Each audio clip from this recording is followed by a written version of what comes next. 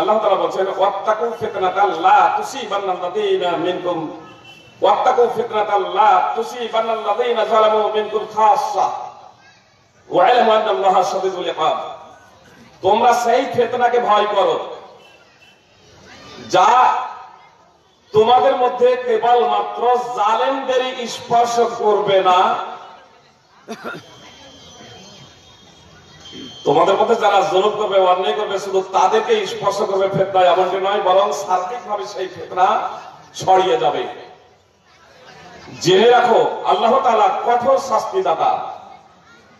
আল্লাহ ওয়া ইলামু আন্নাল্লাহা শাদীদুল ইকাব, জেনে রাখো আল্লাহ তাআলা শাস্তি প্রদানে কঠোর।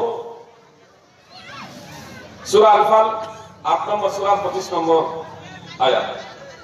দ্বিতীয় যে আয়াতের অংশ বিশেষ তেলাওয়াত করেছি সূরা নূর 24 নম্বর সূরা 63 নম্বর আয়াতের অংশ বিশেষ। আল্লাহ তাআলা বলেন ফালইহযারিল্লাযীনা ইউখালিফুনা আন আমরিহি আন তুসিবাহুম ফিতনাতুন আও ইউসিবাহুম আযাবুন আলীম। তাদের ভয় করা উচিত যারা রাসূলুল্লাহ সাল্লাল্লাহু আলাইহি সাল্লামের নির্দেশের বিরুদ্ধাচরণ করে, যে তাদেরকে কোনো ফিতনা ফাসাদ স্পর্শ করবে অথবা লাঞ্ছনাদায়ক শাস্তি তাদের উপরে আবর্তিত হবে, তাদের উপরে পতিত হবে। আজ যুব সমাজ থেকে নিয়ে সাধারণভাবে পুরুষ ও মহিলা, বিশেষ করে মুসলিম জাতি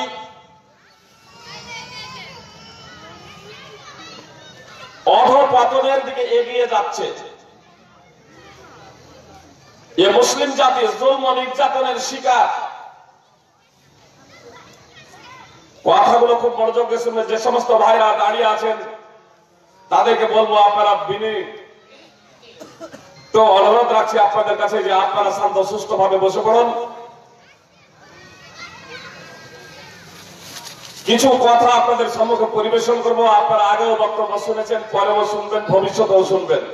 আজকেও আপনারা বক্তব্য শুনবেন হাশেম মাদানী হাফেজাহুল্লাহ আমার পরে পরে। তবে আমি আপনাদেরকে বলবো, যা শুনবেন আজকে একটু অন্যভাবে আপনাদের শুনতে হবে।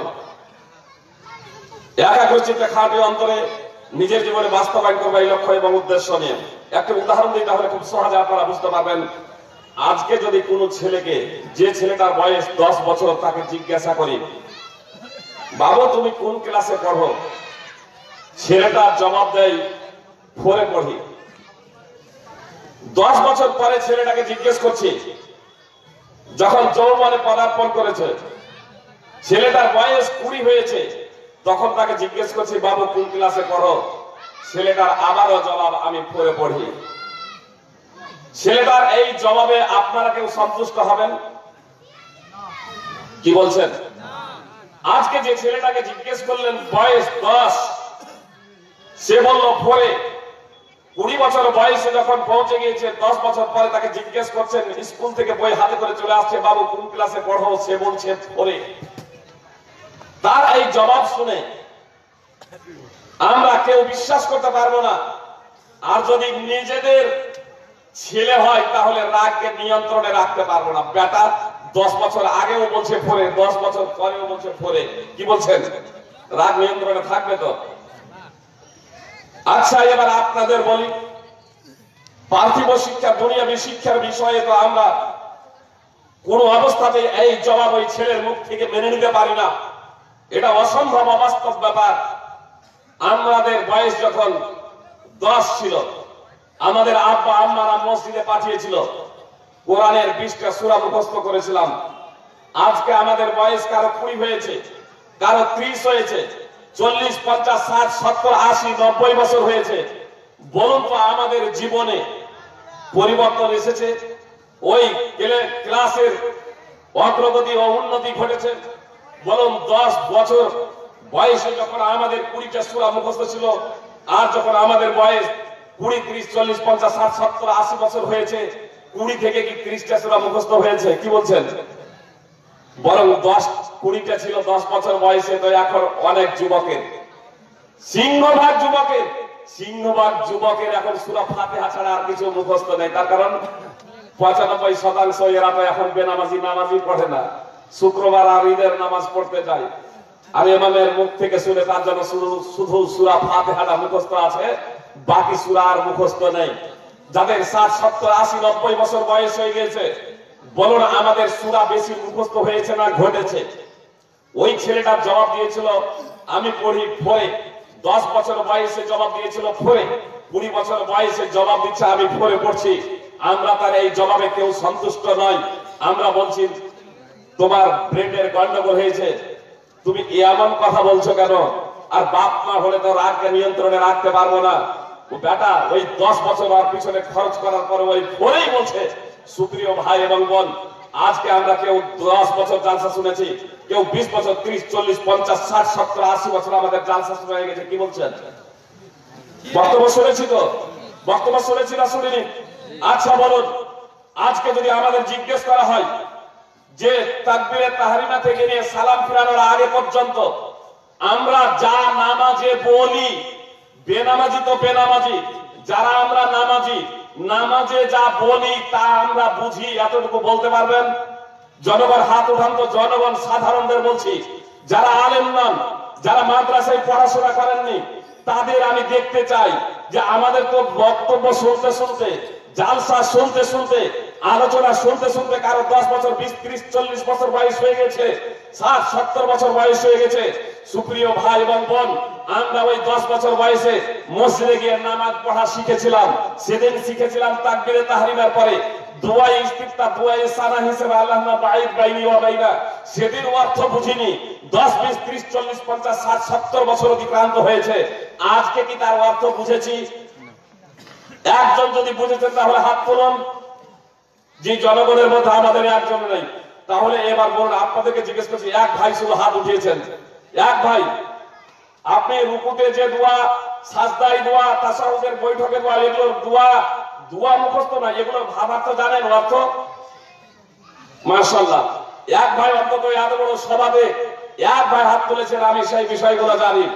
সুপ্রিয় ভাই এবং বোন, আমাদের জবাবটা ওই ছেলেটার থেকে কি অবাক করা নয়? কি বলছেন? আমি কিন্তু আপনাদের পাগল বলছি না। সুপ্রিয় ভাই এবং বোন, কথাটা খুব ভালোভাবে বুঝবেন। আমরা আপনাদেরকে বুঝাতে পারিনি, আমাদের দেশে প্রচলিত ছিল, এখনো কত জায়গাটা আছে, মোনাজাত না করলে, মানে ফরজ নামাজের পরে ইমাম হাত উঠাবেন আর মুক্তাদিরা আমিন আমিন বলবেন। এটা যদি না করে গন্ডগোল হয়ে গেছে, কত মসজিদ ভাগাভাগি হয়েছে, কত ইমামকে মেরে তাড়িয়ে দেওয়া হয়েছে, কত যে গন্ডগোল হয়েছে, মারপিট হয়েছে, তার ইয়ত্তা নেই, তার হিসেব কেউ রাখেনি। সুপ্রিয় ভাই এবং বোন, কিন্তু নামাজের পরের অবস্থাটা, ইমাম সালাম ফিরিয়ে দেবে, তারপর হাত উঠাবে আর মুক্তাদি আমিন আমিন বলবে, এই বিষয়টাকে কোরআন এবং হাদিসের কোথাও মোনাজাত বলা হয়নি, অথচ আমরা এটাকেই মোনাজাত বলি, তাই না? এটাকে কোথাও মোনাজাত বলা হয়নি, আমার যারা আমাদের জয়ীব জাল হাদিসও নেই যে নামাজের পরের অংশটা হলো মোনাজাত। কিন্তু সহিহ হাদিস হচ্ছে নামাজকে রাসূলুল্লাহ সাল্লাল্লাহু আলাইহি ওয়াসাল্লাম মোনাজাত বলেছেন, নামাজকেই মোনাজাত বলেছেন। রাসূলুল্লাহ সাল্লাল্লাহু আলাইহি ওয়াসাল্লাম বলেন, ইন্না আহাদাকুম ইযা কামা ফি সালাতিহি ফাইন্নাহু ইউনাজি রাব্বা। তোমাদের কেউ যখন নামাজে দাঁড়ায় তখন সে আপন প্রভুর সাথে মোনাজাত করে। তোমাদের কেউ যখন নামাজে দাঁড়ায়, নামাজ পড়ে, তখন সে আপন প্রভুর সাথে মোনাজাত করে। সহিহ বুখারী হাদিস নম্বর 405, 413, 531 এবং 32, সহিহ মুসলিম সহ বিভিন্ন হাদিস গ্রন্থে হাদিস রয়েছে। নাজা ইউনাজি মোনাজাতান থেকে মোনাজাত শব্দ, মোনাজাত এক অপরের সাথে গোপনে কথাবার্তা বলা। একজন নামাজি অত্র হাদিসের মানদণ্ডে একজন নামাজি আল্লাহু আকবার বলে নেওয়ার পরে সালাম ফেরানোর আগে পর্যন্ত সে আল্লাহর সাথে কথা বলে।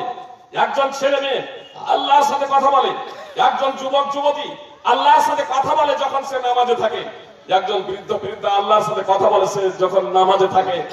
সব থেকে বেশি নিকটবর্তী হয় নামাজের মাধ্যমে আল্লাহ তাআলার সাথে। কিন্তু এই যুবক এবং যুবতী, যুব সমাজ তথা মুসলিম সমাজের অবক্ষয়ের অন্যতম কারণ হলো যে আমরা নামাজ পড়ি, নামাজে আল্লাহর সাথে কথা বলি, কিন্তু আল্লাহকে কি বলি নিজেরাই বুঝি না। জি, ইব্রাহিম আলাইহিস সালাম যুবক অবস্থায় ইব্রাহিম আলাইহিস সালাম যুবক অবস্থায় দীর্ঘ ঘটনা আছে, আমি শুধু পয়েন্ট আপনাদের সম্মুখে উল্লেখ করে চলে যাব। ইব্রাহিম আলাইহিস সালাম যুবক অবস্থায় তাওহীদের প্রচার প্রসার শুরু করলেন। তাওহীদের প্রচার প্রসার প্রকল্পে দীর্ঘ সংগ্রাম শুরু করলেন। আর তার এই সংগ্রামের কারণে তার আপন পিতা আজর সেও দুশমন ও শত্রুতে পরিণত হয়েছিল। গ্রামবাসী দুশমন হলো, দেশবাসী তার শত্রুতে পরিণত হলো। পরিশেষে সেই যুগের বাদশা নমরুদ সেনাবাহিনীকে নির্দেশ দিল,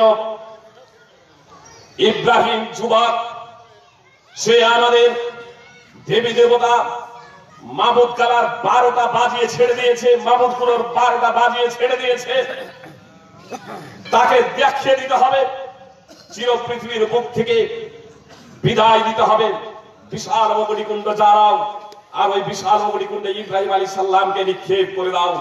সুতরাং নমরুদের সেনাবাহিনী বিশাল অগ্নিকুণ্ড জ্বালিয়ে তাতে নিক্ষেপ করে দিয়েছিল ইব্রাহিম আলাইহিস সালামকে। যুবক ইব্রাহিম আলাইহিস সালাম তিনি যে আল্লাহ তাআলার দ্বীনকে প্রতিষ্ঠিত করার লক্ষ্য এবং উদ্দেশ্যে সংগ্রাম করেছেন। আর আল্লাহ তাআলার নীতি হলো আল্লাহর দ্বীনকে যারা বাস্তবায়ন করে, আল্লাহর দ্বীনকে যারা বাস্তবায়ন করে তাদের সাহায্য সহযোগিতা করার তিনি প্রতিশ্রুতি দিয়েছেন। সুতরাং আল্লাহ তাআলা বলেন, ইয়া আইয়ুহাল্লাযীনা আমানু ইন তানসুরুল্লাহা ইয়ানসুরকুম, হে বিশ্বাসীগণ তোমরা আল্লাহর দ্বীনকে বাস্তবায়িত করো, আল্লাহ তোমাদের সহযোগিতা করবেন। সূরা মুহাম্মদ 47 নম্বর সূরা 7 নম্বর আয়াতের অংশ বিশেষ। আল্লাহ তাআলা ইব্রাহিম আলাইহিস সালামকে কিভাবে সাহায্য সহযোগিতা করছে দেখুন। নমরুদের সেনাবাহিনী বিশাল অগ্নিকুণ্ড জ্বালিয়ে সেই অগ্নিকুণ্ডে ইব্রাহিম আলাইহিস সালামকে নিক্ষেপ করে দিচ্ছে।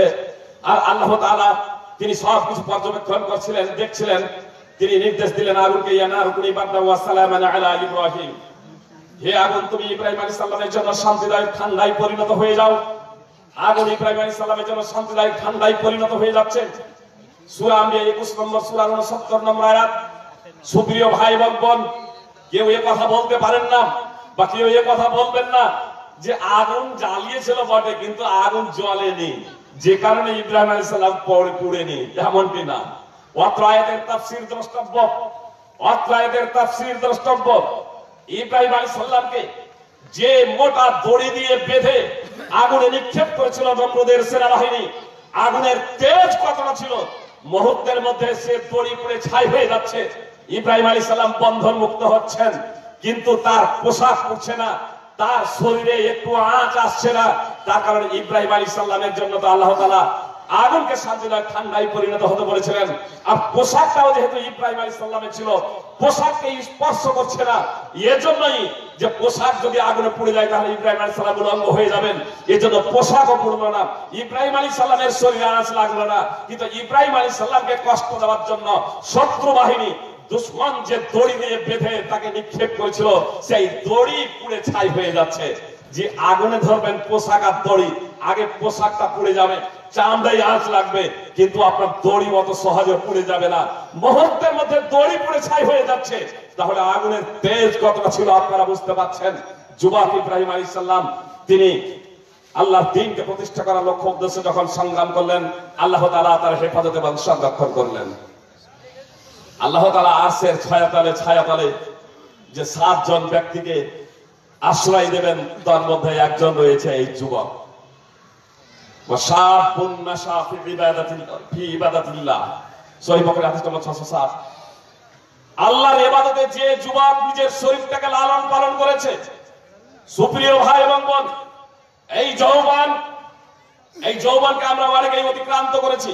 আমি সার্বিকভাবে সকলকে এই কথাটা বলবো, এই যুবক অবস্থায় যুব সমাজ, এই যুব সমাজ যদি আল্লাহর দ্বীনকে বাস্তবায়িত করি তাহলে পৃথিবীর চিত্র পরিবর্তন হয়ে যাবে, চিত্র পরিবর্তন হয়ে যাবে ইনশাআল্লাহ। তবে আমাদের যুব সমাজকে দ্বীনকে বাস্তবায়নের লক্ষ্য এবং উদ্দেশ্যে সর্বপ্রথমত আমাদের দ্বীনকে জানতে হবে, আমাদের আগে ধর্মকে জানতে হবে। ধর্ম না জেনে শুনে দ্বীনকে বাস্তবায়ন করলে আপনার হিতে বিপরীত হতে পারে। তবে ধর্মকে আগে জানুন, তারপর বাস্তবায়ন করুন। একটি উদাহরণ দিয়ে প্রসঙ্গে, তাহলে আপনারা খুব সহজে বুঝতে পারবেন। জুরাইজের মা জোরাইজকে ডাক দিচ্ছে, বেটা। জোরাইজ সে সময় নামাজ পড়ছে, জোরাইজ সে সময় নামাজ পড়ছে। জোরাইজ মনে মনে ভাবলো, আল্লাহ আমার মা ডাকছে আর আমি তোমার ইবাদত করছি, ইবাদতের মধ্যে অন্যতম ইবাদত নামাজ, নামাজ পড়ছি। জোরাইজ কোন জবাব দিল না, মা ফিরে চলে যাচ্ছে। দ্বিতীয় দিনে একই ঘটনা ঘটছে, নামাজের অবস্থায় মা আসছে, বেটাকে ডাক দিচ্ছে, বেটা জবাব দিচ্ছে না। তৃতীয় দিনে একই ঘটনা ঘটছে, জবাব দিচ্ছে না। তৃতীয় দিন শেষে মা বদদুয়া করে দিচ্ছে, মায়ের মুখ থেকে বদদুয়া বের হয়ে যাচ্ছে। আল্লাহ ততক্ষণ জোরাইজকে মৃত্যু দিবে না যতক্ষণ না সে কোন বেশ্যা নারীর মুখ দেখবে। মা বাপ কি জিনিস, যুবক যুবতী খুব ভালোভাবে কথাটা শুনুন, ছেলে মেয়ে খুব ভালোভাবে কথাটা শুনুন। মা বাপ কি জিনিস, মা এমন ছেলের বিরুদ্ধে দোয়া করছে যে ছেলে আল্লাহর ইবাদতে মশগুল ছিল, আল্লাহর ইবাদতে রত ছিল, সন্তান সন্ততি স্ত্রীদের নিয়ে আমোদ প্রমোদে মগ্ন ছিল না, জুয়ার আসরে ছিল না, মদের ঠেকে ছিল না, দুনিয়াবি পার্থিব কোনো কাজে ব্যস্ত ছিল না, বরং স্বয়ং আল্লাহর ঘরে আল্লাহর ইবাদতে মশগুল ছিল। সেই ছেলের বিরুদ্ধে মা বদদুয়া করছে, আর মায়ের বদদুয়া আল্লাহ তাআলা কবুল করে নিচ্ছেন। আল্লাহ তাআলা দোয়া কবুল করে নিলেন। যে পরমা একজন সুন্দরী যুবতী, যুবক এবং যুবতী, আজকে আমরা গোপনীয় প্রেমে ব্যস্ত হয়ে পড়ছি। সুপ্রিয় ভাই এবং বোন, এই গোপনীয় প্রেম, প্রেম অবৈধ প্রেম, এটা হচ্ছে বা এটা করছি একমাত্র আমাদের হৃদয়ে আল্লাহ তাআলার ভয় না থাকার জন্য। এর থেকে ভয়াবহ দিবস, এর থেকে ভয়াবহ দিন আসছে, যে দিন যুবক যুবতী যারা জেনায়, যারা ব্যভিচারে লিপ্ত হচ্ছে, ও যুবক যুবতী হুঁশিয়ার হয়ে যাও, উলঙ্গ ভাবে তোমাদেরকে আগুনে নিক্ষেপ করা হবে, আর সেই আগুনে দাউ দাউ করে জ্বলবে। নইলে গোপনীয় প্রেম, অবৈধ প্রেম থেকে তোমরা ফিরে এসো। সুপ্রিয় ভাই এবং বোন, একজন পরমা সুন্দরী যুবতী দেখুন জোরাইজের কাছে, পরমা সুন্দরী যুবতী জোরাইজকে এসে আহ্বান করছে, তোমার জন্য আমার শরীরটা উন্মুক্ত, তুমি আমাকে যেভাবে ইচ্ছা ভোগ করতে পারো, তুমি আমাকে যেভাবে ইচ্ছা ভোগ করতে পারো, আমি তোমার সাথে কামবাসনা পূর্ণ করতে চাই। জি, একজন পরমা সুন্দরী যুবতী নিজের দিকে আহ্বান করেছে জোরাইজ একজন যুবককে, জোরাইজকে। জোরাইজ কিন্তু ওই পরমা সুন্দরী যুবতীর ডাকে সাড়া দিল না। যে জোরাইজ আল্লাহর ইবাদতে মশগুল থাকার জন্য, যে জোরাইজ আল্লাহর ইবাদতে রত থাকার জন্য মায়ের ডাকে সাড়া দেয়নি, সেই জোরাইজ যুবক কি ওই পরমা সুন্দরী যুবতীর ডাকে সাড়া দেবে? তার ডাকে সাড়া দিল না, তার দিকে তাকালো না পর্যন্ত। পরিশেষে ওই পরমা সুন্দরী যুবতী সেখান থেকে ফিরে চলে যাচ্ছে। কিন্তু মা যে করেছে বদদুয়া, মায়ের দোয়া যে আল্লাহ কবুল করে নিয়েছেন। সেই পরমা সুন্দরী যুবতী একজন রাখালের সাথে ব্যভিচার করলো, আর সন্তান ভূমিষ্ঠ হলে তাকে যখন জিজ্ঞেস করলো, লোকেরা যে তোমার বিয়ে সাথে হয়নি, অথচ এই সন্তান কোথায় পেলে? তখন বললো, ওই যে আল্লাহর ঘরে যে ইবাদত করে, যার ব্যাপারে তোমরা আলোচনা করো যে এত ভালো লোক এলাকাতে আর নেই, এত ভালো লোক আর এলাকাতে নেই, সেই লোকটাই তো আমাকে একাই পেয়ে ধর্ষণ করেছে, আমাকে বলাৎকার করেছে, তারই পরিণাম হলো এই ছেলেটা। জনগণের রাগ কতটা হয়েছিল এটা ভাষায় প্রকাশ আমি করতে পারবো না। আপনাদের শুধু এতটুকু বলি, কোন মসজিদের ইমামের উপরে যদি মিথ্যা অপবাদ লাগে, যতই আপনাদের রাগ হোক, মসজিদের ইমামকে ঠেকাবেন, কিন্তু আল্লাহর ঘর মসজিদ ভেঙে দেবেন না। জোরাইজের লোকজনের কতটা রাগ হয়েছিল, কতটা রাগ হয়েছিল যে আল্লাহর ঘর ভেঙে চুরমার করে দিয়েছিল। জোরাইজকে উত্তম মাধ্যম দিয়েছিল, ভর্ৎসনা করেছিল। জোরাইজের কিছু বুঝে আসার আগে এসব ঘটে গেল। জোরাইজ বলছে, আমাকে এভাবে প্রহার করছো কেন, আমাকে ভর্ৎসনা করছো কেন, আল্লাহর ঘরই বাবা ভেঙে ফেললে কেন? লোকজনে তখন বললো, আরে কেন এ প্রশ্ন করছো? এটা তো তোমারই ফসল, তোমার হৃদয়টা যে এত কালো এটা আমরা বুঝতে পারিনি। আমরা মনে মনে ভেবেছিলাম, আমরা আলোচনা করতাম যে তোমার মতো ভালো লোক এই এতটা অঞ্চলে নেই, আর তোমার মতো একটা বৃষ্টি, একটা কলাকার, একটা ব্যভিচারী জেলেকার লোক এই মেয়েটাকে একাই পেয়ে ধর্ষণ করেছে। তোমার ভিতরটা এত কালো কুৎসি, এটা আগে কখনো আমরা ভাবতে পারিনি। জোরে এসে বুঝতে বাকি থাকলো না। মা যে বদদুয়া করেছে, জোরাইজ বুঝে গেল, মা যে বদদুয়া করেছে সেই মায়ের বদদুয়া আমাকে লেগে গিয়েছে। সুপ্রিয় ভাই এবং বোন, মায়ের সীমানা, দুয়ার সীমানা শেষ। জোরাইজ বেশ্যা নারীর মুখ দেখলো না, বেশ্যা নারীর মুখ দেখলো, মায়ের দুয়ার সীমানা শেষ। মা কত দূর দোয়া করেছিল, বেশ্যা নারীর মুখ না দেখা পর্যন্ত তাকে মৃত্যু দিও না। তো বেশ্যা নারীর মুখ দেখলো, মায়ের দুয়ার সীমানা শেষ। জুরেজের ভুলটা কেন হয়েছিল? ধর্ম সম্পর্কে বিশেষ অবগত ছিল না। যে ধর্ম সম্পর্কে বিশেষ অবগত ছিল না। জুরেজ যে নফল নামাজ পড়ছিল, নামাজ নফল, আর মায়ের ডাকে সাড়া দেওয়াটা হলো ওয়াজিব। যে আপনি 4 লক্ষ টাকা দিয়ে নফল হজের জন্য যাচ্ছেন, আপনার মা বাবা বলছে বেটা হজে যেতে হবে না, আপনি 4 লক্ষ টাকা জমা দিয়ে দিয়েছেন বলে বলবেন না হলে নষ্ট হয়ে যাবে, আপনার যাওয়া যাবে না। নফল উমরা হজ থেকে মায়ের সেবা করাটা হলো অপরিহার্য। জি আপনি নফল নামাজ পড়ছেন, মা ডাক দিয়েছে, বাবা ডাক দিয়েছে, যদি আলেম হতেন তাহলে ফিরে আসতেন। জুরেজের ভুল হয়ে গেল, তার কারণ সে জানতো না, সে আলেম ছিল না, ধর্মীয় পণ্ডিত ছিল না। এ থেকে আরো স্পষ্ট হয়ে গেল যে নবী রাসূল তো দূরের কথা, সে সাধারণ ধর্মীয় পণ্ডিত ছিল না, আলেমও ছিল না, যে কারণে মায়ের ডাকে সে সাড়া দেয়নি। ফরজ যদি নামাজ পড়ার মা ডাক দেয় অবশ্যই ছাড় দেবে না, নামাজ কমপ্লিট করে মায়ের ডাকে সাড়া দিতে হবে। কিন্তু নফল কেউ যদি নামাজ পড়ে, সুন্নাত পড়ে, আর মা আহ্বান করে, সঙ্গে সঙ্গে নামাজ ছেড়ে দিয়ে মায়ের আহ্বানে সাড়া দিতে হবে, বাপের ডাকে সাড়া দিতে হবে। সুপ্রিয় ভাই এবং বোন, আমার যেটা বলার লক্ষ্য উদ্দেশ্য, যুব সমাজ আজকে ধর্মীয় শিক্ষা থেকে সম্পূর্ণ উলঙ্গ। আমরা ধর্মীয় শিক্ষা শিখছি না, ধর্মীয় শিক্ষা থেকে আমরা শত মাইল দূরে। সুপ্রিয় ভাই এবং বোন, রাসূলুল্লাহ সাল্লাল্লাহু আলাইহি ওয়াসাল্লাম যেখানে স্পষ্ট ভাবে বলেছেন, তালাবুল ইলমি ফারিজাতুন আলা কুল্লি মুসলিম, প্রত্যেক মুসলিমের উপরে জ্ঞানার্জন করা ফরজ, প্রত্যেক মুসলিমের উপরে শিক্ষা করা ফরজ। সহিহুল জামি হাদিস নম্বর 3913-14। সেখানে আজকে আমরা যুব সমাজ ইসলামী শিক্ষা থেকে শত শত মাইল দূরে অবস্থান করছি। ইসলামী শিক্ষার আমরা ধারে কাছে নাই। আমি দম করে গো সবাই জাল ফ্যাশন দেখি যে বিষয়টা বলছিলাম, তাহলে মায়ের দুয়ার সীমানা শেষ। জুরেজ উত্তম মাধ্যম কেন? ধর্ম সম্পর্কে অবগত না হওয়ার কারণে ভুল হয়ে গেল।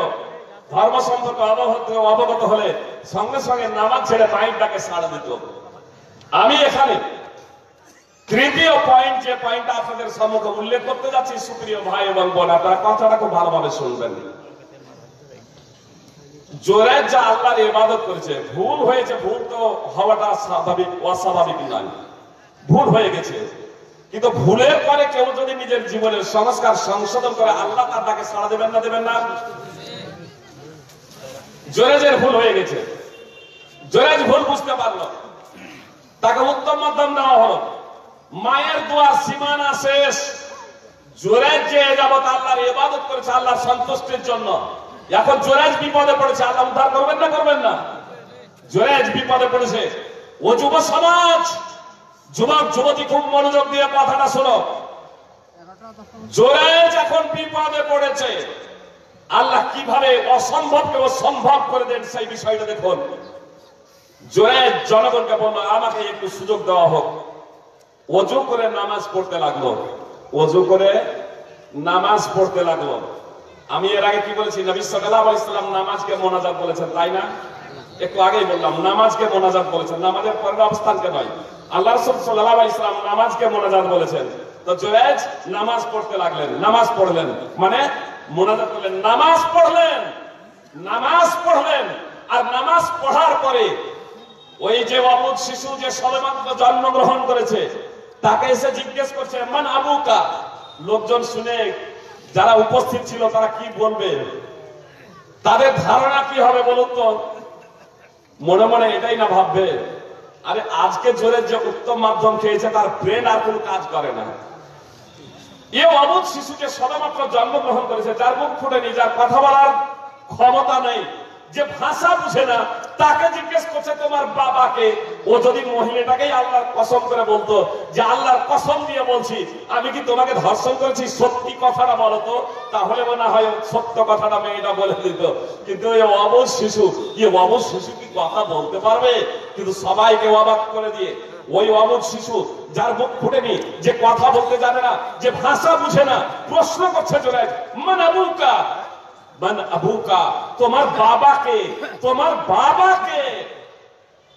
ওই অবধ শিশুর মুখ থেকে বের হয়ে আসছে আর রাই, রাখাল হলো আমার বাবা। উপস্থিত জনগণ সবাই বুঝতে পারলো, উপস্থিত জনগণ সবাই বুঝতে পারলো যে জোরেজের এই বিষয়ে কোনো অপরাধ ছিল না, জোরেজের এই বিষয়ে কোনো দোষ ছিল না। সবাই এবার জোরেজকে কোলাকুলি শুরু করলো, চুম্বন দিতে শুরু করলো এবং বলল, নাবনি সাওমাতাকা মিন যাহাব, আমরা আপনার জন্য একখানা সোনার ঘর তৈরি করে দিচ্ছি। জুরাইজ বলেছিলেন, লা ইল্লা মিন তিন, না বরং মাটি দিয়ে এই ঘর তৈরি করে দাও। সহিহ বুখারী হাদিস নম্বর 3436, সহিহ মুসলিম হাদিস নম্বর 2550। সুপ্রিয় ভাই এবং বোন, যৌবনে যারা নিজেকে সম্পূর্ণ আল্লাহর জন্য সঁপে দিয়েছে, আল্লাহর জন্য নিজেকে উৎসর্গ করে দিয়েছে, বিপদে পড়লে আল্লাহ সাহায্য সহযোগিতা করবেন। অনেক ঘটনা আছে, আমি আর একটি দৃষ্টান্ত এ প্রসঙ্গে দিয়ে দিই। সুপ্রিয় ভাই এবং বোন, আল্লাহকে ডাকলে আল্লাহ কিভাবে ডাকে সাড়া দেয় সেই বিষয়টা দেখুন। আপনারা সূরা বুরুজ 85 নম্বর সূরা তাফসীর সহ অধ্যয়ন করবেন। সূরা বুরুজ তাফসীর ইবনে কাসির, হাসানুল বায়ান, বিভিন্ন তাফসীর উঠিয়ে দেখবেন। সূরা বুরুজ 85 নম্বর সূরা।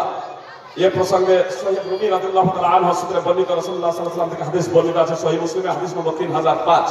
আমি শুধু একটু পয়েন্ট উল্লেখ করব, হাদিস খুব দীর্ঘায়িত, একটু পয়েন্ট উল্লেখ করছি যে যুবক যদি আল্লাহর দ্বীনকে বাস্তবায়ন করে, যুবক যদি নিজেকে উৎসর্গ করে দেয়, যা জানবে তা যদি বাস্তবায়ন করে, আপনাকে কোরআন এবং হাদিস সে একেবারে মহাপণ্ডিত প্রত্যেকে হয়ে যেতে হবে এমনটি নয়, প্রচেষ্টা করতে হবে কোরআন এবং সুন্নাহকে যথাযথভাবে জানার। তবে কোরআন এবং সুন্নাহ যা জানবেন বিশুদ্ধ সত্যে, তার বাস্তবায়নের জন্য সার্বিক প্রচেষ্টা চালালে আপনার সহযোগিতা কিভাবে আল্লাহ তাআলা করেন সেই প্রসঙ্গে এক যুবকের ঘটনা আপনাদের সম্মুখে পরিবেশন করি। এক বাদশা ছিল, তার ছিল এক জাদুকর। জাদুকর যখন বৃদ্ধ হয়ে গেল তখন বলল, বয়স তো হয়ে গেছে, কবে মারা যাব, বাদশা মশাই আমাকে একজন মেধাবী ছেলে জোগাড় করে দেওয়া হোক, সেই ছেলেটাকে আমি জাদুবিদ্যা শিক্ষা দেব। একজন মেধাবী ছেলেকে সংগ্রহ করা হলো, জাদুকর তাকে জাদুবিদ্যা শিক্ষা দিত, জাদুকর তাকে জাদু বিদ্যা শিক্ষা দিত। জাদুকরের কাছে আসতে পথে এক ধর্মীয় পণ্ডিতের আস্তানা ছিল, ওই ধর্মীয় পণ্ডিতের কাছে এসে ধর্মের কথা শুনতো।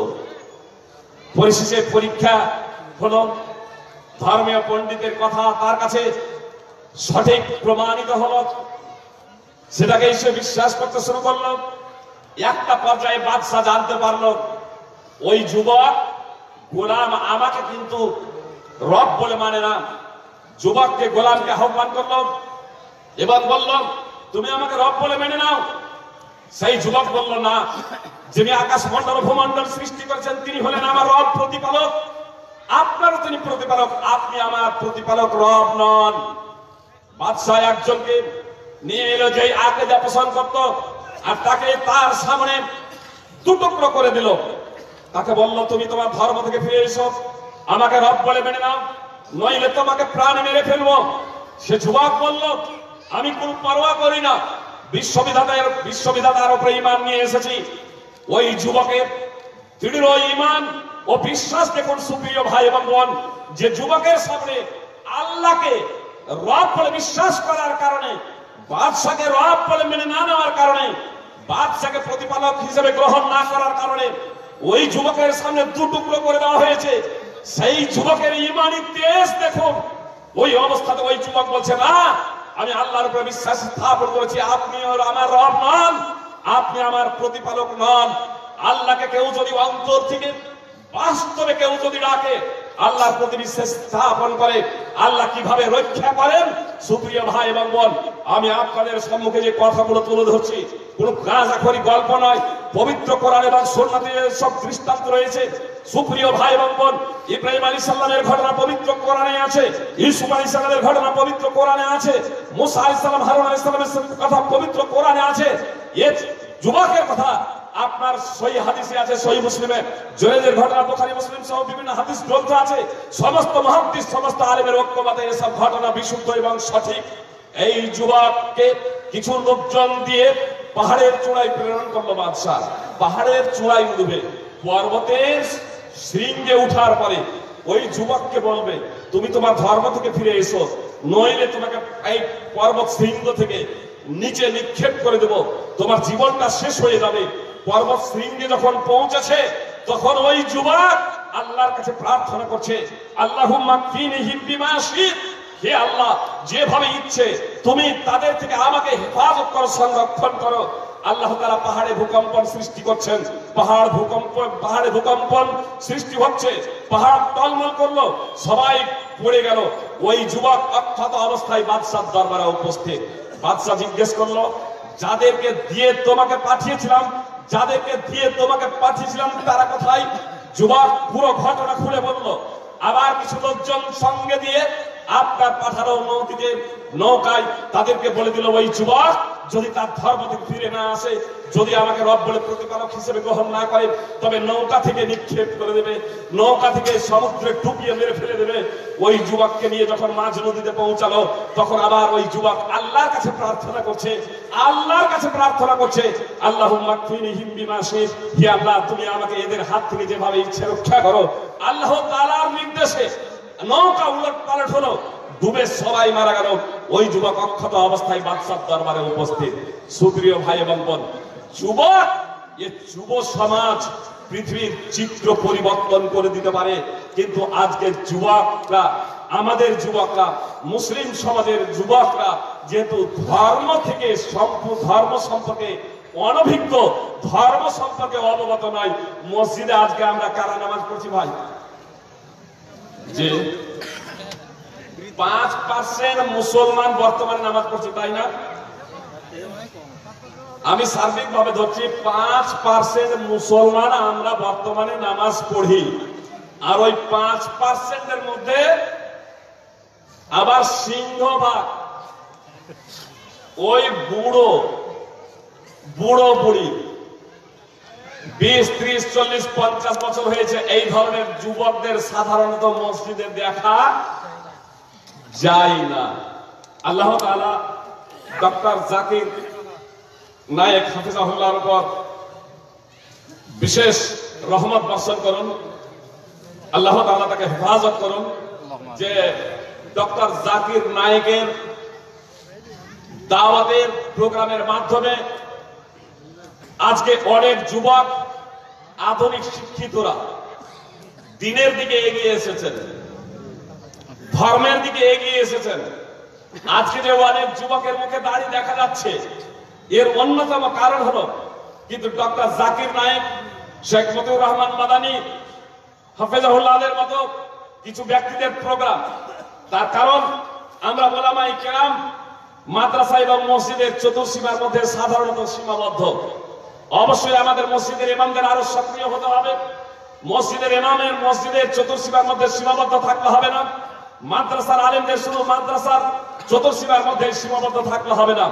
মাদ্রাসায় একটা বাৎসরিক জালসা হয়, সেই জালসায় আপনার মেলার ভিত্তিতে, আপনার মেলা নিয়েই তো জনগণ, যুব সমাজ ব্যস্ত থাকে। সেখানে পবিত্র কোরআন এবং সুন্নাহর বাণী শুনবে কি করে? তারপরে আপনার ছদ্ম পয়ার, আপনার টাকা উঠাতেই তো মূল্যবান সময়টুকু শেষ হয়ে যায়। পবিত্র কোরআন যুব সমাজ শুনতে পায় না, যে কারণে আমাদের যুব সমাজের মধ্যে পরিবর্তন আসে না। পরিবর্তন আসার অন্যতম এটা হচ্ছে একটা কারণ। সুপ্রিয় ভাই এবং বোন, মসজিদে আমরা যে মসজিদের ইমামরা বা মাদ্রাসায় যারা আমরা শিক্ষকতা করছি, অবশ্যই মাদ্রাসারও আমাদের প্রয়োজন আছে, মসজিদে ইমামতিরও প্রয়োজন আছে।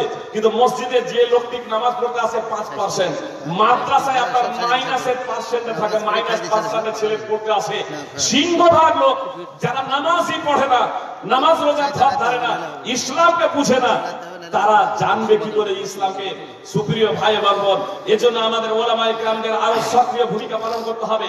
আমাদের সমাজের অবক্ষয়ে, অধঃপতনের অন্যতম কারণ হলো যে আমরা প্র্যাকটিক্যাল ফিল্ডে কাজ করতে চাই না। সুপ্রিয় ভাই এবং বোন, আমাদের প্র্যাকটিক্যাল ফিল্ডে নামতে হবে, নম্বর 1। নম্বর 2, যুব সমাজ আজকে নিজেই কিছু বইপত্র স্টাডি করে তারা মুস্তাহিদ সেজে যাচ্ছেন, এটাও কাম্য না। এতে হিতেহি করে হবে। মুস্তাহিদ সেজে যাওয়া, ফতোয়া দেওয়া, এটা সাধারণত না। আবু দারদা রাদিয়াল্লাহু তাআলা আনহু বলছেন, লা তাকুনু আলিমান হাত্তা তাকুনা মুতাআল্লিমা। তুমি ততক্ষণ পর্যন্ত বিদ্বান হতে পারো না, গুরু হতে পারো না, যতক্ষণ না তুমি ছাত্র হবে, ওয়ালা তাকুনু বিল ইলমি আলিমা হাত্তা তাকুনা বিহি আমিলা, আর ততক্ষণ পর্যন্ত তুমি জ্ঞানের জ্ঞানী হতে পারো না যতক্ষণ পর্যন্ত তুমি জ্ঞান অনুযায়ী আমল না করবে। সুনানে দারমি হাদিস নম্বর 301। কেউ কেউ বলে ফেলে, আরে ডক্টর জাকির নায়েক কোথায় পড়েছেন? আরে ডক্টর জাকির নায়েক মদিনাতে পড়াশোনা করেছেন। ডক্টর জাকির নায়েক আরবি জানেন, আরবি জানেন, পড়েননি তা না। অনেক মাদানী আলেম ওলামা আছেন, তাদেরকে জিজ্ঞেস করেন, বক্তব্য রাখেন। এই জন্য সাধারণভাবে বলেন যে অমুসলিমরা প্রশ্ন করেন, তার কারণে ইসলামের বিষয়টা একটু জটিল। এই জন্য ওলামায়ে কিরামদের জন্য সাধারণত তিনি ছেড়ে দেন।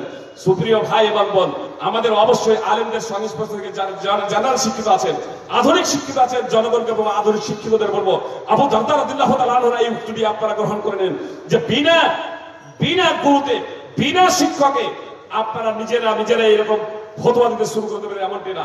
সাধারণত ফতোয়া দিবেন মুফতিগণ, ওলামায়ে কেরাম ফতোয়া দিতে ভয় করেন, কিন্তু আজকে আমাদের জনগণ তারা বইপত্র সাধারণত পড়ে নিয়ে তারা ফতোয়া দিতে শুরু করলেন। যে বাইহাকি জীবনে চোখেই দেখেনি, দারাকুতনি চোখেই দেখেনি, ইবনে হিব্বান মুস্তাদরাক হাকিম চোখেই দেখেনি, বলেন মুস্তাদরাক এত নম্বর।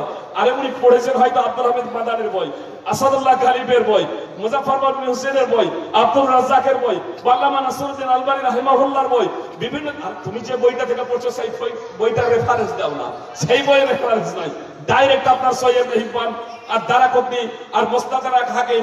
আর আমরা জনগণ মনে করি মুখ খুললেই জবাব হয়ে যায়, মুখ খুললে জবাব নাই। অনেক ভুল ভ্রান্তি হয়, অনেক ভুল ভ্রান্তি হয়। নোহা না হলে কারো এরকম বক্তব্য আমাদের সম্মুখে পেশ করুন, তারপরে দেখুন যে কত ভুল ভ্রান্তি আছে, পেশ করে দিচ্ছি, বলে দিচ্ছি। সুপ্রিয় ভাই এবং বোন, আমার যেটা বড় লক্ষ্য উদ্দেশ্য হলো একটু আমাদের সংযত হতে হবে। অবশ্যই সৎ কাজের আদেশ এবং অসৎ কাজে বাধা প্রদান, অবশ্যই এর জন্য যুব সমাজকে এগিয়ে আসতে হবে। যুব সমাজের চিত্র পরিবর্তন করে দিতে হতে পারে, যুব সমাজের চিত্র পরিবর্তন করে দিতে পারেন। সুপ্রিয় ভাই এবং বোন, আজকে মুসলিম জাতির উপরে যে জুলম নির্যাতন চলছে, আজকে আমরা যে ভীত আতঙ্কগ্রস্ত অবস্থায় জীবনযাপন করছি, এর অন্যতম কারণ হলো ধর্ম থেকে আমাদের দূরে সরে থাকা। ধর্ম থেকে আমাদের দূরে সরে থাকা, আমরা ধর্মটাকে ভিখারি বিদ্যা মনে করেছি, ধর্মটাকে ভিখারি বিদ্যা।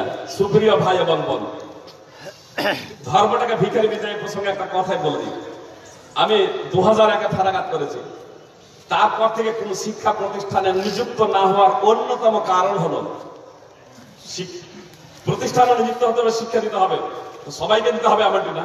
আমার নিযুক্ত না হওয়ার অন্যতম কারণ হলো, যদিও ভারত এবং ভারতের বাইরে বিভিন্ন জায়গাতেই পঠন পাঠনের জন্য আমাকে আহ্বান করেছেন, দাওয়াতের জন্য আহ্বান করেছেন, কিন্তু আমি কোনো জায়গাতে চাকরি হিসেবে নিযুক্ত না হওয়া বা শিক্ষক হিসেবে কোনো জায়গাতে নিযুক্ত না হওয়ার অন্যতম কারণ হলো এই ভিখারি বিদ্যা। এই কথাটা আমাকে যখন আমার আব্বা মাদ্রাসায় পড়তে দেন, তখন সম্পর্কিত আমার দাদি, আপন দাদি না, আপন দাদিকে আমরা দেখিনি, আর সম্পর্কিত আমার এক দাদি, তিনি আব্বাকে বলছেন, বয়সে বড়, হ্যাঁ রে একরামুল, আব্বা নাম একরামুল হক ছিল, হ্যাঁ রে একরামুল, তোর মতো একটা শিক্ষিত ছেলে, এই ছেলেটাকে বেকার হতে দিবি? মাদ্রাসায় পড়া মানে বেকার হওয়া, বেকার হতে দিবি? আব্বা বললেন, বেকার হতে দিবি মানে? ধর্মীয় শিক্ষা করা আমাদের প্রত্যেক মুসলমানের অপরিহার্য কর্তব্য। যে কোনো কারণে আমরা করতে পারছি না, সেটা আমাদের দুর্ভাগ্য। আমার তো ছয়টা ছেলে, অন্তত একটা ছেলে মাদ্রাসায় পড়ুক, যদি আমার ইন্তেকালের পরে কেউ দোয়া করে আমার জন্য, তাহলে এই ছেলেটা আমার জন্য দোয়া করবে। এই কথা আব্বা বললেন। তখন আমার ওই দাদিটা বলছে, আচ্ছা যাক, আর কিছু না হলে ভিখারি বিদ্যা শিখে ভিক্ষার ঝোলা নিয়ে ভিক্ষা তো করতে পারবে। সেই দিন আমার দাদির সেই কথাটা আমার হৃদয়ে গেঁথে গিয়েছিল, এবং বর্তমান পরিস্থিতিকে পর্যবেক্ষণ করার পরে আমার ছাত্র অবস্থাতেই ধারণা হয়েছিল যে সাধারণত আমরা ওলামায়ে কেরাম মাদ্রাসায় পড়ি, আর মাদ্রাসার পড়ার পরে মাদ্রাসা সাধারণত খুলে দিই, মাদ্রাসায় নিযুক্ত হই, মাদ্রাসায় পড়াই, মসজিদে ইমামতি করি, আমাদের তৃতীয় কোনো কাজ নাই। হাতে ব্যাগ নিয়ে, রসিদ চেক বই নিয়ে আমরা মানুষের দ্বারে দ্বারে বেরিয়ে যাই। এই জন্য একে ভাবে যে মাদ্রাসায় শিক্ষকরা, মাদ্রাসায় পড়া মানে ভিখারি বিদ্যা শিক্ষকরা। আমার দাদি সেদিন বলেছিল আমার আব্বাকে, তোর মতো একটা শিক্ষিত ছেলে কেন মা ভিখারি বিদ্যা শিক্ষা দিবি? তোর ঘরে কি খাবার নেই? যার ঘরে খাবার নেই তারা পড়াবে মাদ্রাসায়। সুপ্রিয় ভাই এবং বোন, সেই জন্য সেদিন থেকে আমি প্রতিজ্ঞাবদ্ধ হয়ে গেছিলাম, জীবনে যদি বেঁচে থাকি তাহলে কোনো শিক্ষা প্রতিষ্ঠানে যুক্ত হবে না, আর ওই হাতে রশিদ আর রশিদ বই নেব না, যাতে জনগণের মধ্যে এই ধারণা সৃষ্টি না হয় যে মাদ্রাসায় করে ভিক্ষার ঝুলি নিতে হবে। সুপ্রিয় ভাই এবং বোন, তো আল্লাহর হুসির মালিক আমরা ভুলে গিয়েছি। যুব সমাজ আজকে আমরা হালাল হারাম বুঝি না, হালাল হারাম বুঝি না। যুব সমাজ তারা আমরা বলি যে এই যৌবনটা হলো মূল্যবান সময়, আর এই মূল্যবান সময় যদি উপার্জন না করি তাহলে পরবর্তীতে আমরা কি খাবো, পরবর্তীতে কি খাবো।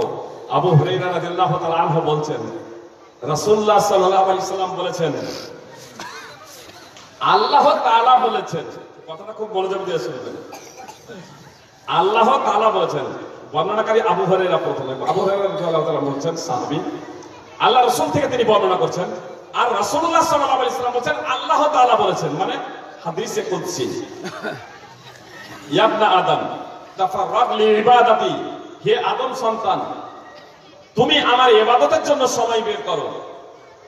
আমলা সাদরাকা গিনা ওয়া আসুদ্দা ফাকরাক, আমার ইবাদতের জন্য সময় বের করো, তবে আমি তোমার হৃদয়কে ধনী করে দেব, তোমার অভাব অনটন দূর করে দেব, তোমার গরিবি দূর করে দেব, তোমার দরিদ্রতা মোচন করে দেব, তোমার গরিবি ঘুচিয়ে দেব, তোমাকে অভাব অনটন মুক্ত করে দেব।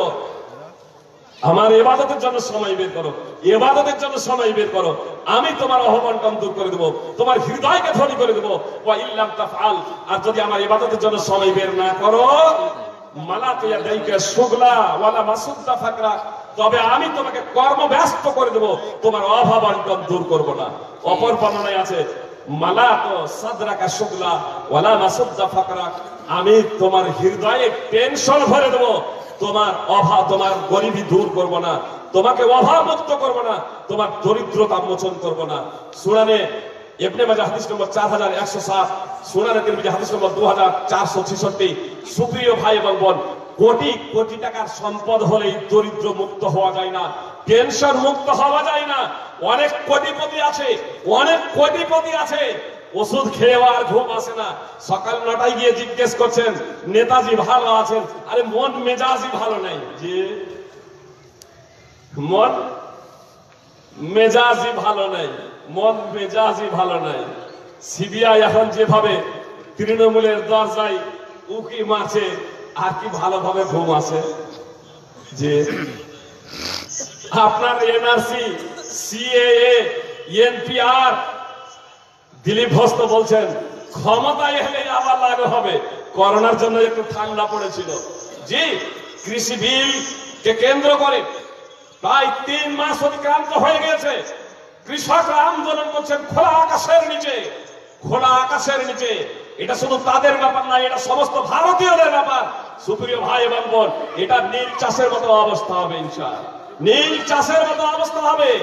কোটি কোটি টাকার যারা মালিক, তাদের ঋণ মকুব করা হচ্ছে, আর আপনারকে শোষণ করা হচ্ছে। আপনি ঋণ দিতে না পারলে আপনার বাড়িকে কব্জা করা হচ্ছে। নীতিটা উল্টো ভাবে চাকা ঘুরছে। জিসিএ, এনআরসি, এনপিআর, এখন করোনা ভাইরাসকে কেন্দ্র করে একটু ভীতি আছে, ঝিমি আছে। এই এনআরপি, এনআরসি, সিএ এর আতঙ্ক আমাদের হৃদয়ে আছে না নাই? আমাদের ভয় আছে না নাই? বিজেপি যদি ক্ষমতায় চলে আসে 21-এ, যে সামনে ইলেকশন, বিজেপি যদি ক্ষমতায় চলে আসে আর যদি এনআরসি লাগু করে দেয়, সিএ লাগু যদি হয়ে যায় আমাদের পশ্চিম বাংলার মাটিতে, তাহলে হয়তো আমাদের ডকুমেন্টস থাকা সত্ত্বেও আমাদেরকে ভারত ছাড়া হতে হবে। যে ভারত ছাড়া হলে মতো বাংলাদেশ যদি নেই, তাহলে বাংলাদেশে চলে গেলেন, সৌদি নিলে সৌদি চলে গেলেন, বাংলাদেশ যেতেও দেবে না, বাংলাদেশ যেতেও দেবে না, সৌদিও যেতে দেবে না, সৌদিও নেবে না, বাংলাদেশও নেবে না, পাকিস্তানও নেবে না। তাহলে আপনাকে সাধারণভাবে নয়, আপনার ডকুমেন্ট সবকিছু ছিনিয়ে নেওয়ার পরে আপনাকে যে ডিটেনশন ক্যাম্প, জেলের কুঠুরি, অন্ধকার কুঠুরিতে জীবন যাপন করতে হবে। সেই জায়গাতে আপনার মরণ। যে ডিটেনশন ক্যাম্প তারা বলছেন যে হয়নি, যে আসামের মাটিতে ডিটেনশন ক্যাম্প হয়েছে। গত 4 তারিখে আসামের কামরূপ ডিস্ট্রিক্টে ছিলাম, একজন বয়স্ক মানুষ, বয়স তার প্রায় 65-70 হবে, তিনি বলছেন ডিটেনশন ক্যাম্পে আমাকে 3 বছর ভরে রাখা হয়েছিল। 65-70 বছরের এক ভদ্রলোক, তিনি বলছেন ডিটেনশন ক্যাম্পে আমি নিজে 3 বছর ছিলাম। ডিটেনশন ক্যাম্প হয়েছে, হচ্ছে। সুপ্রিয় ভাই বোন, আমাদের হৃদয়ে সেই আতঙ্ক আছে। আমরা নিজেদের বাড়ি গাড়ি জমি জায়গা বাঁচানোকে নিয়ে চিন্তিত, তাই না? কি বলছেন? আমাদের এটা হৃদয়ের কথা না, হৃদয় নয়, যে কিভাবে সেগুলোকে বাঁচানো যায়। আমরা এর জন্য নানা ধরনের প্রচেষ্টা করছি, আন্দোলন করছি। যে আন্দোলন করেছি এর আগে না করেনি। আর এখন আমি একবারে স্পষ্ট খোলা কথা বলতে ভালোবাসি, কথাটা মনোযোগ দিয়ে শুনবেন। আমি একবারে স্পষ্ট খোলা কথা বলতেই ভালোবাসি, আপনারা কথাটা মনোযোগ দিয়ে শুনবেন। সুপ্রিয় ভাই এবং বোন, অনেকেই আমরা বলছি যে আমাদের অবস্থা বর্তমানে ফুটবলের মতো। আমার আংশিক কথা শুনে কেউ চলে যাবেন না, কথাটা পূর্ণ শুনবেন। আমাদের কারো কথা হলো বর্তমানে আমরা ফুটবলের মতো। কংগ্রেস করলাম, তৃণমূল করলাম, বামফ্রন্ট করেছি, বিজেপি কেউ করেছি। সকলের লক্ষ্য উদ্দেশ্য হলো ফুটবলকে লাথি মেরে গোলে ভরা। ফুটবল হয়ে আর থাকলে চলবে না, এখন আমাদের খেলাড়ি হতে হবে, এখন আমাদের প্লেয়ার হতে হবে। কি বলছেন? এখন আমাদের খেলাড়ি হতে হবে, এখন আমাদের প্লেয়ার হতে হবে। তার কারণ সকলের লক্ষ্য উদ্দেশ্য হলো ফুটবলকে লাথি মেরে গোলে ভরা। ফুটবলকে লাথি মেরে গোলে ভরা। এজন্য এখন আমাদের আর ফুটবল হয়ে থাকলে হবে না, এখন আমাদের খেলাড়ি হতে হবে, এখন আমাদের প্লেয়ার হতে হবে, যাতে আমরা নিজেরাই নিজেদের পায়ে দাঁড়িয়ে থাকতে পারি। সুপ্রিয় ভাই এবং বোন, কথাটা খুব মনোযোগ দিয়ে শুনবেন, কথাটা খুবই মনোযোগ দিয়ে শুনবেন। আমরা যে কোনো সমস্যার সমাধান, সমস্যা প্রথমত চিহ্নিত করব, তারপর সমাধান নেব পবিত্র কোরআন এবং সুন্নাহ থেকে। পবিত্র কোরআন এবং সুন্নাহ থেকে যদি আমরা সমাধানের প্রচেষ্টা করি, তাহলে কখনো আমরা সফল হব না। সুপ্রিয় ভাই এবং বোন, বর্তমানে আমরা পবিত্র কোরআন এবং সুন্নাহর মানদণ্ডে সমস্যার সমাধান না করে যদি বর্তমানে ভারতের সমস্ত মুসলমানরা একটা রাজনৈতিক প্ল্যাটফর্ম তৈরি করে, আরো আপনাদেরকে বলে দিই, বর্তমানে মুসলমানরা আকীদা এবং আমলের দিক দিয়ে যারা যে জায়গাতে আছি, সেই জায়গাতে থেকে যদি এই মুসলমানদের ভারতের রাষ্ট্রপতি, প্রধানমন্ত্রী, মুখ্যমন্ত্রী এবং বিভিন্ন দপ্তরের মন্ত্রী, সুপ্রিম কোর্টের প্রধান বিচারপতি, হাইকোর্টের প্রধান বিচারপতি যদি আমাদের আলেম ওলামা, পীর মুফতিকে বানিয়ে দেওয়া হয়, তাহলে ভারতবর্ষে শান্তিভাবে মুসলমানরা বসবাস করতে পারবে তো? না, পারবে না। যে তাহলে শান্তিভাবে বসবাস করতে পারবে না। টুঙ্গির ইজতেমাই তাবলিগি জামাতের লড়াই দেখেছেন? দেখেছি। পড়ে গেছে মাটিতে, সাফ হয়ে পড়ে গেছে, তারপরে ও পাগড়ি জুব্বা পড়ে একবার মেরে ফেলেছে, যে আপসেই মারপিট। আলেম ওলামাদের স্টেজে লড়াই দেখেছেন? দেখেছি। হানাফিরা দেওবন্দিরা বেরেলিদের কাফের, বেরেলিরা দেওবন্দিদের কাফের, এ ফতোয়া আপনারা শুনেছেন। যদি প্রধান বিচারপতি আর সুপ্রিম কোর্টের প্রধান বিচারপতি আর হাইকোর্টের প্রধান বিচারপতি বানিয়ে দেওয়া হয়, তাহলে কি করবেন? এই অবস্থায় এরাই শেষ হয়ে যাবে। সুপ্রিয় ভাই এবং বোন, বাংলাদেশে বিজেপি ক্ষমতায় আছে, পাকিস্তানের তৃণমূল ক্ষমতায় আছে, প্রায় 50-এরও বেশি দেশ আছে।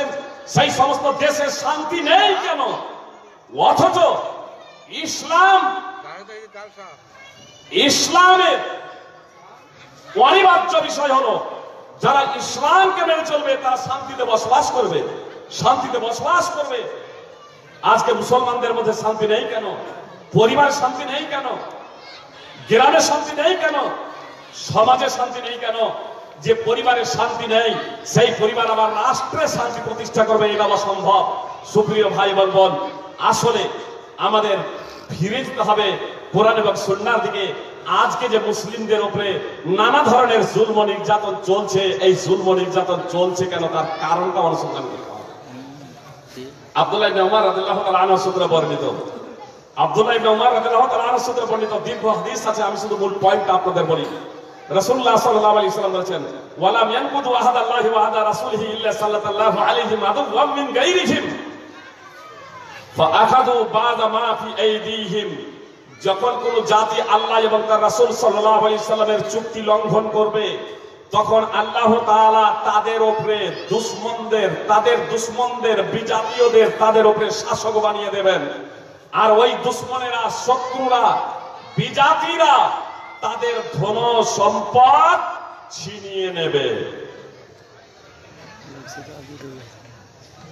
সুনানে ইবনে মাজাহ হাদিস নম্বর 4019।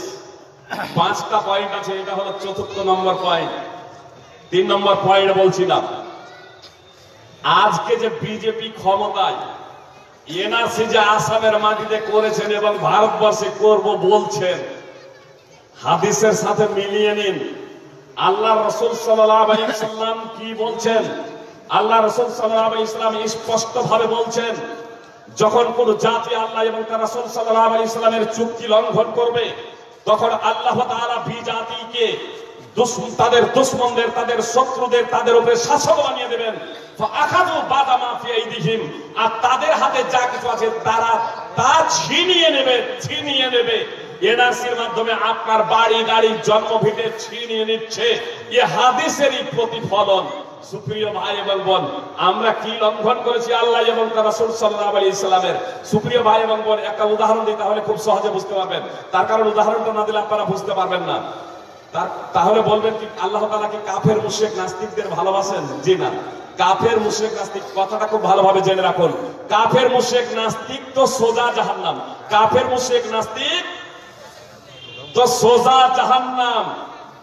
সূরা জুমার 39 নম্বর সূরা আপনারা অধ্যয়ন করবেন। কাফের মুশরিক নাস্তিক এরা তো জাহান্নাম, এদের জান্নাতে যাওয়ার প্রশ্নই নাই।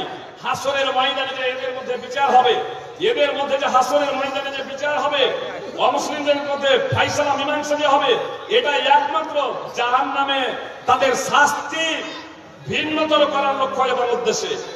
মানে যে লোকটা 100টা মানুষকে হত্যা করেছে আর যে লোকটা 1টা মানুষকে হত্যা করেছে, উভয়ের শাস্তি তো সমান হবে না, কম বেশি হবে। যে মানুষটা একবার ব্যভিচার করেছে আর যে মানুষটা বেশি ব্যভিচার করেছে, তাদের উভয়ের শাস্তি তো এক সমান হবে না, কম বেশি হবে। ওই কম বেশির কারণেই তাদেরকে বিচার হবে, জান্নাতে যাওয়ার জন্য নয়। সূরা জুমার 39 নম্বর সূরার 71 এবং 72 নম্বর আয়াত। সুপ্রিয় ভাই এবং বোন, যে কথাটা বলা হয়ে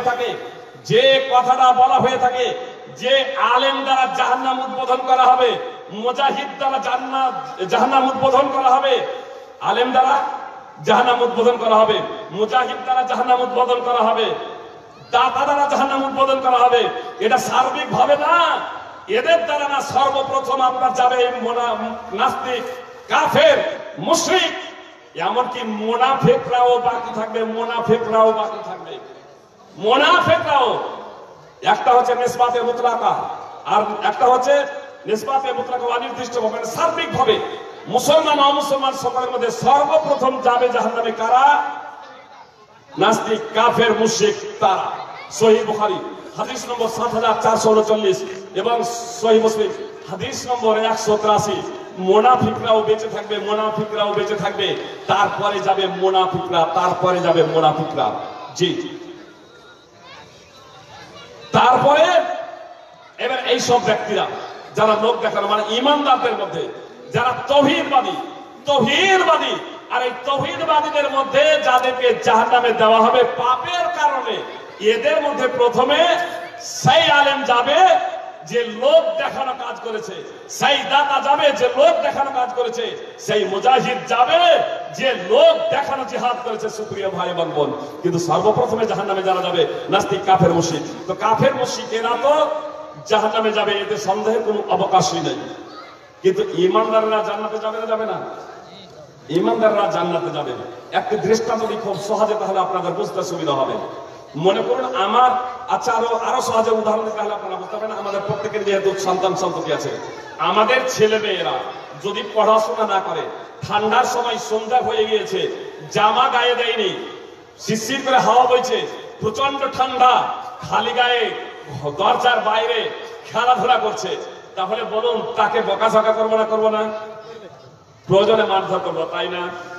কিন্তু লোকেদের যে ছেলে মেয়ে আছে, লোকেদের যে ছেলে মেয়ে আছে, কচি কাচারা আছে, তাদেরকে মারধর করবো তো? তাদেরকে মারধর করা তো দূরের কথা, বকাঝকাও করবো না, তাই না? তাহলে আচ্ছা বলুন তো, আমরা আমাদের ছেলে মেয়েকে বেশি ভালোবাসি না লোকেদের ছেলে মেয়েকে বেশি ভালোবাসি? নিজেদের ছেলে মেয়েকে বেশি ভালোবাসি, অথচ তাদেরকে শাসন বেশি করি, তাই না? তো ঈমানদারদেরকে আল্লাহ ভালোবাসেন, কাফেরদেরকে ভালোবাসেন না। কুফর শিরক তিনি ভালোবাসেন না। কুফর শিরক যারা অবলম্বন করে তাদের ভালোবাসেন না। যারা ঈমান নিয়ে আসে তাদেরকে ভালোবাসে। তাদেরকে যেহেতু জান্নাতে দেবেন, পার্থিব জগতেই তাদেরকে যাচাই বাছাই করবেন, পার্থিব জগতেই তাদেরকে ধরাই করবেন যদি ভুল করে। জি, আনাস রাদিয়াল্লাহু তাআলা আনহু সূত্রে বর্ণিত, রাসূলুল্লাহ সাল্লাল্লাহু আলাইহি ওয়াসাল্লাম বলেছেন, মান সাল্লা সালাতানা ওয়াস্তাকবালা কিবলাতানা ওয়া আকালা যাবিহাতানা ফাযালিকাল মুসলিমুল্লাযী লাহু জিম্মাতুল্লাহি ওয়া জিম্মাতু রাসূলিহি ফালা তুকফিরুল্লাহ ফি জিম্মাতিহি। আল্লাহ রাসূল সাল্লাল্লাহু আলাইহি ওয়াসাল্লাম বললেন, যে আমাদের নেই নামাজ পড়ে, আমাদের কিবলাকে কিবলা বানায় এবং আমাদের জবাই করা খায়, সেই হলো মুসলিম। তার জিম্মাদার স্বয়ং আল্লাহ এবং তার রাসূল সাল্লাল্লাহু আলাইহি ওয়াসাল্লাম। তার দায়িত্ব নিয়েছেন স্বয়ং আল্লাহ এবং তার রাসূল সাল্লাল্লাহু আলাইহি ওয়াসাল্লাম। আল্লাহ রাসূল সাল্লাল্লাহু আলাইহি ওয়াসাল্লাম বলেন, ফালা তুকফিরুল্লাহ ফি জিম্মাতিহি, তোমরা আল্লাহর জিম্মাদারিতে বিশ্বাসঘাতকতা করো না। সহিহ বুখারী হাদিস নম্বর 391। সুপ্রিয় ভাই এবং বোন, আল্লাহ এবং তার রাসূল সাল্লাল্লাহু আলাইহি ওয়াসাল্লামের জিম্মাদারিতে বিশ্বাসঘাতকতা আজকে আমরা মুসলমানরা করেছি না করিনি বলুন? কালেমা পড়েছি, আশহাদু আল্লা ইলাহা ইল্লাল্লাহ ওয়া আশহাদু আন্না মুহাম্মাদান আবদুহু ওয়া রাসূলুহু, মানে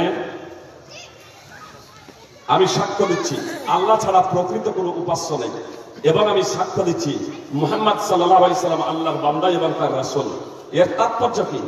বিধান চলবে একমাত্র আল্লাহ, বিধান চলবে একমাত্র আল্লাহ, আর পদ্ধতি হবে মুহাম্মদ সাল্লাল্লাহু আলাইহি সাল্লামের।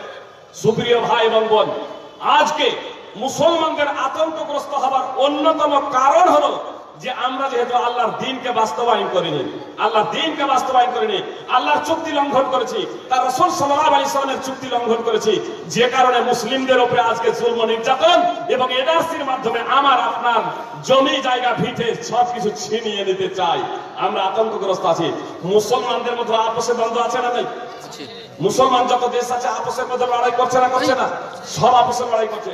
মুহাম্মদ সাল্লাল্লাহু আলাইহি সাল্লাম কি বলছে দেখুন, ওয়ামা লাম তাহকুম আইম্মাতুহুম বিকিতাবিল্লাহি ওয়া ইয়াতাখায়য়ারু মিম্মা আনজালাল্লাহু ইল্লা জাআলাল্লাহু বাসাহুম বাইনাহুম। যখন তাদের আইম্মারা, যখন তাদের নেতারা, যখন তাদের আলেমরা, যখন তাদের শাসকরা, যখন তাদের বিচারপতিরা আল্লাহর কিতাব এবং আল্লাহ যা অবতীর্ণ করেছেন সেই অনুযায়ী বিচার মীমাংসা করবে না, ফায়সালা করবে না, দেশ পরিচালনা করবে না কোরআন এবং সুন্নাহ দ্বারা।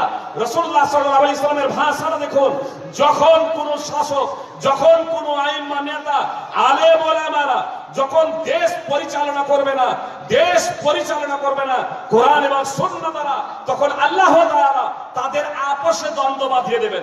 দেখুন মুসলমানদের তারা আপসে কিভাবে লড়াই করছেন, আলেম ওলামা আজকে কিভাবে আপসে লড়াই করছেন। আজকে আপসে লড়াই করার অন্যতম কারণ হলো যে কোরআন সুন্নাহ অনুযায়ী এরা বিচার ফায়সালা করে না, এরা মীমাংসা করে না কোরআন এবং সুন্নাহ অনুযায়ী। সুনানে ইবনে মাজাহ হাদিস নম্বর 4019। সুপ্রিয় ভাই এবং বোন, আজকে আলেমদের মধ্যে মতানৈক্য দ্বন্দ্ব হওয়ার অন্যতম কারণ হলো কোরআন এবং সুন্নাহ অনুযায়ী এরা বিচার ফায়সালা করে না, কোরআন সুন্নাহ বাস্তবায়ন করে না। বৃহত্তর স্বার্থকে বিসর্জন দিয়ে আজকে আমরা ব্যক্তি স্বার্থ চরিতার্থ করার লক্ষ্য উদ্দেশ্যেই কোরআন এবং হাদিসের ব্যাখ্যা বিশ্লেষণ করে থাকি, যে ব্যাখ্যা বিশ্লেষণ করে থাকি, আর যে কারণে মুসলিমদের আজকে এই পরিণতি। সুপ্রিয় ভাই এবং বোন, আমাদের ব্যক্তিগত স্বার্থকে বিসর্জন দিয়ে নিরপেক্ষ দৃষ্টিভঙ্গি নিয়ে পবিত্র কোরআন এবং সুন্নাহ অধ্যয়ন করতে হবে। আর এর জন্য সব থেকে বেশি তাদের এগিয়ে আসতে হবে এই যুব সমাজকে এগিয়ে আসতে হবে। যুব সমাজ, যুবক এবং যুবতী আপনাদের বলতে চাই স্পেশাল ভাবে যে আমাদের আজকে বিশেষভাবে এগিয়ে আসতে হবে। আমরা যদি যুব সমাজ যদি ইসলামকে বুঝে যাই আর ইসলামকে বুঝে তার বাস্তবায়ন শুরু করে দিই, শুধু আমার জমি ভিটা নয়, শুধু ভারতবর্ষ নয়, আমি আপনাদের কথা দিচ্ছি আল্লাহ তাআলা প্রতিশ্রুতি দিয়েছেন সারা পৃথিবী আপনার হাতে তুলে দেবেন। বলবেন এটা সম্ভব? আল্লাহ তাআলার কাছে অসম্ভব কোনো কিছু না। আমাদের ভারতের চিত্রটাকে যদি মিলাবো মনে করেন, তাহলে ফেরাউনের সমাজের অবস্থার সাথে মিলে যাবে। মানে ফেরাউন যে যুগে ছিলেন, মুসা ফেরাউন যে যুগে ছিলেন, ওই যুগে মিশরের মাটিতে দুটো দল ছিল। একটা ছিল বানি ইসরাইল, দ্বিতীয় ছিল কিপ্তি। কিপ্তিরা ছিল সংখ্যালঘু, সংখ্যায় অনেক বেশি। ফেরাউন ছিল কিপ্তির লোক। কিপ্তিদের অর্থাৎ মুসলমানদের ফেরাউন নানা ধরনের সুযোগ সুবিধা দিত।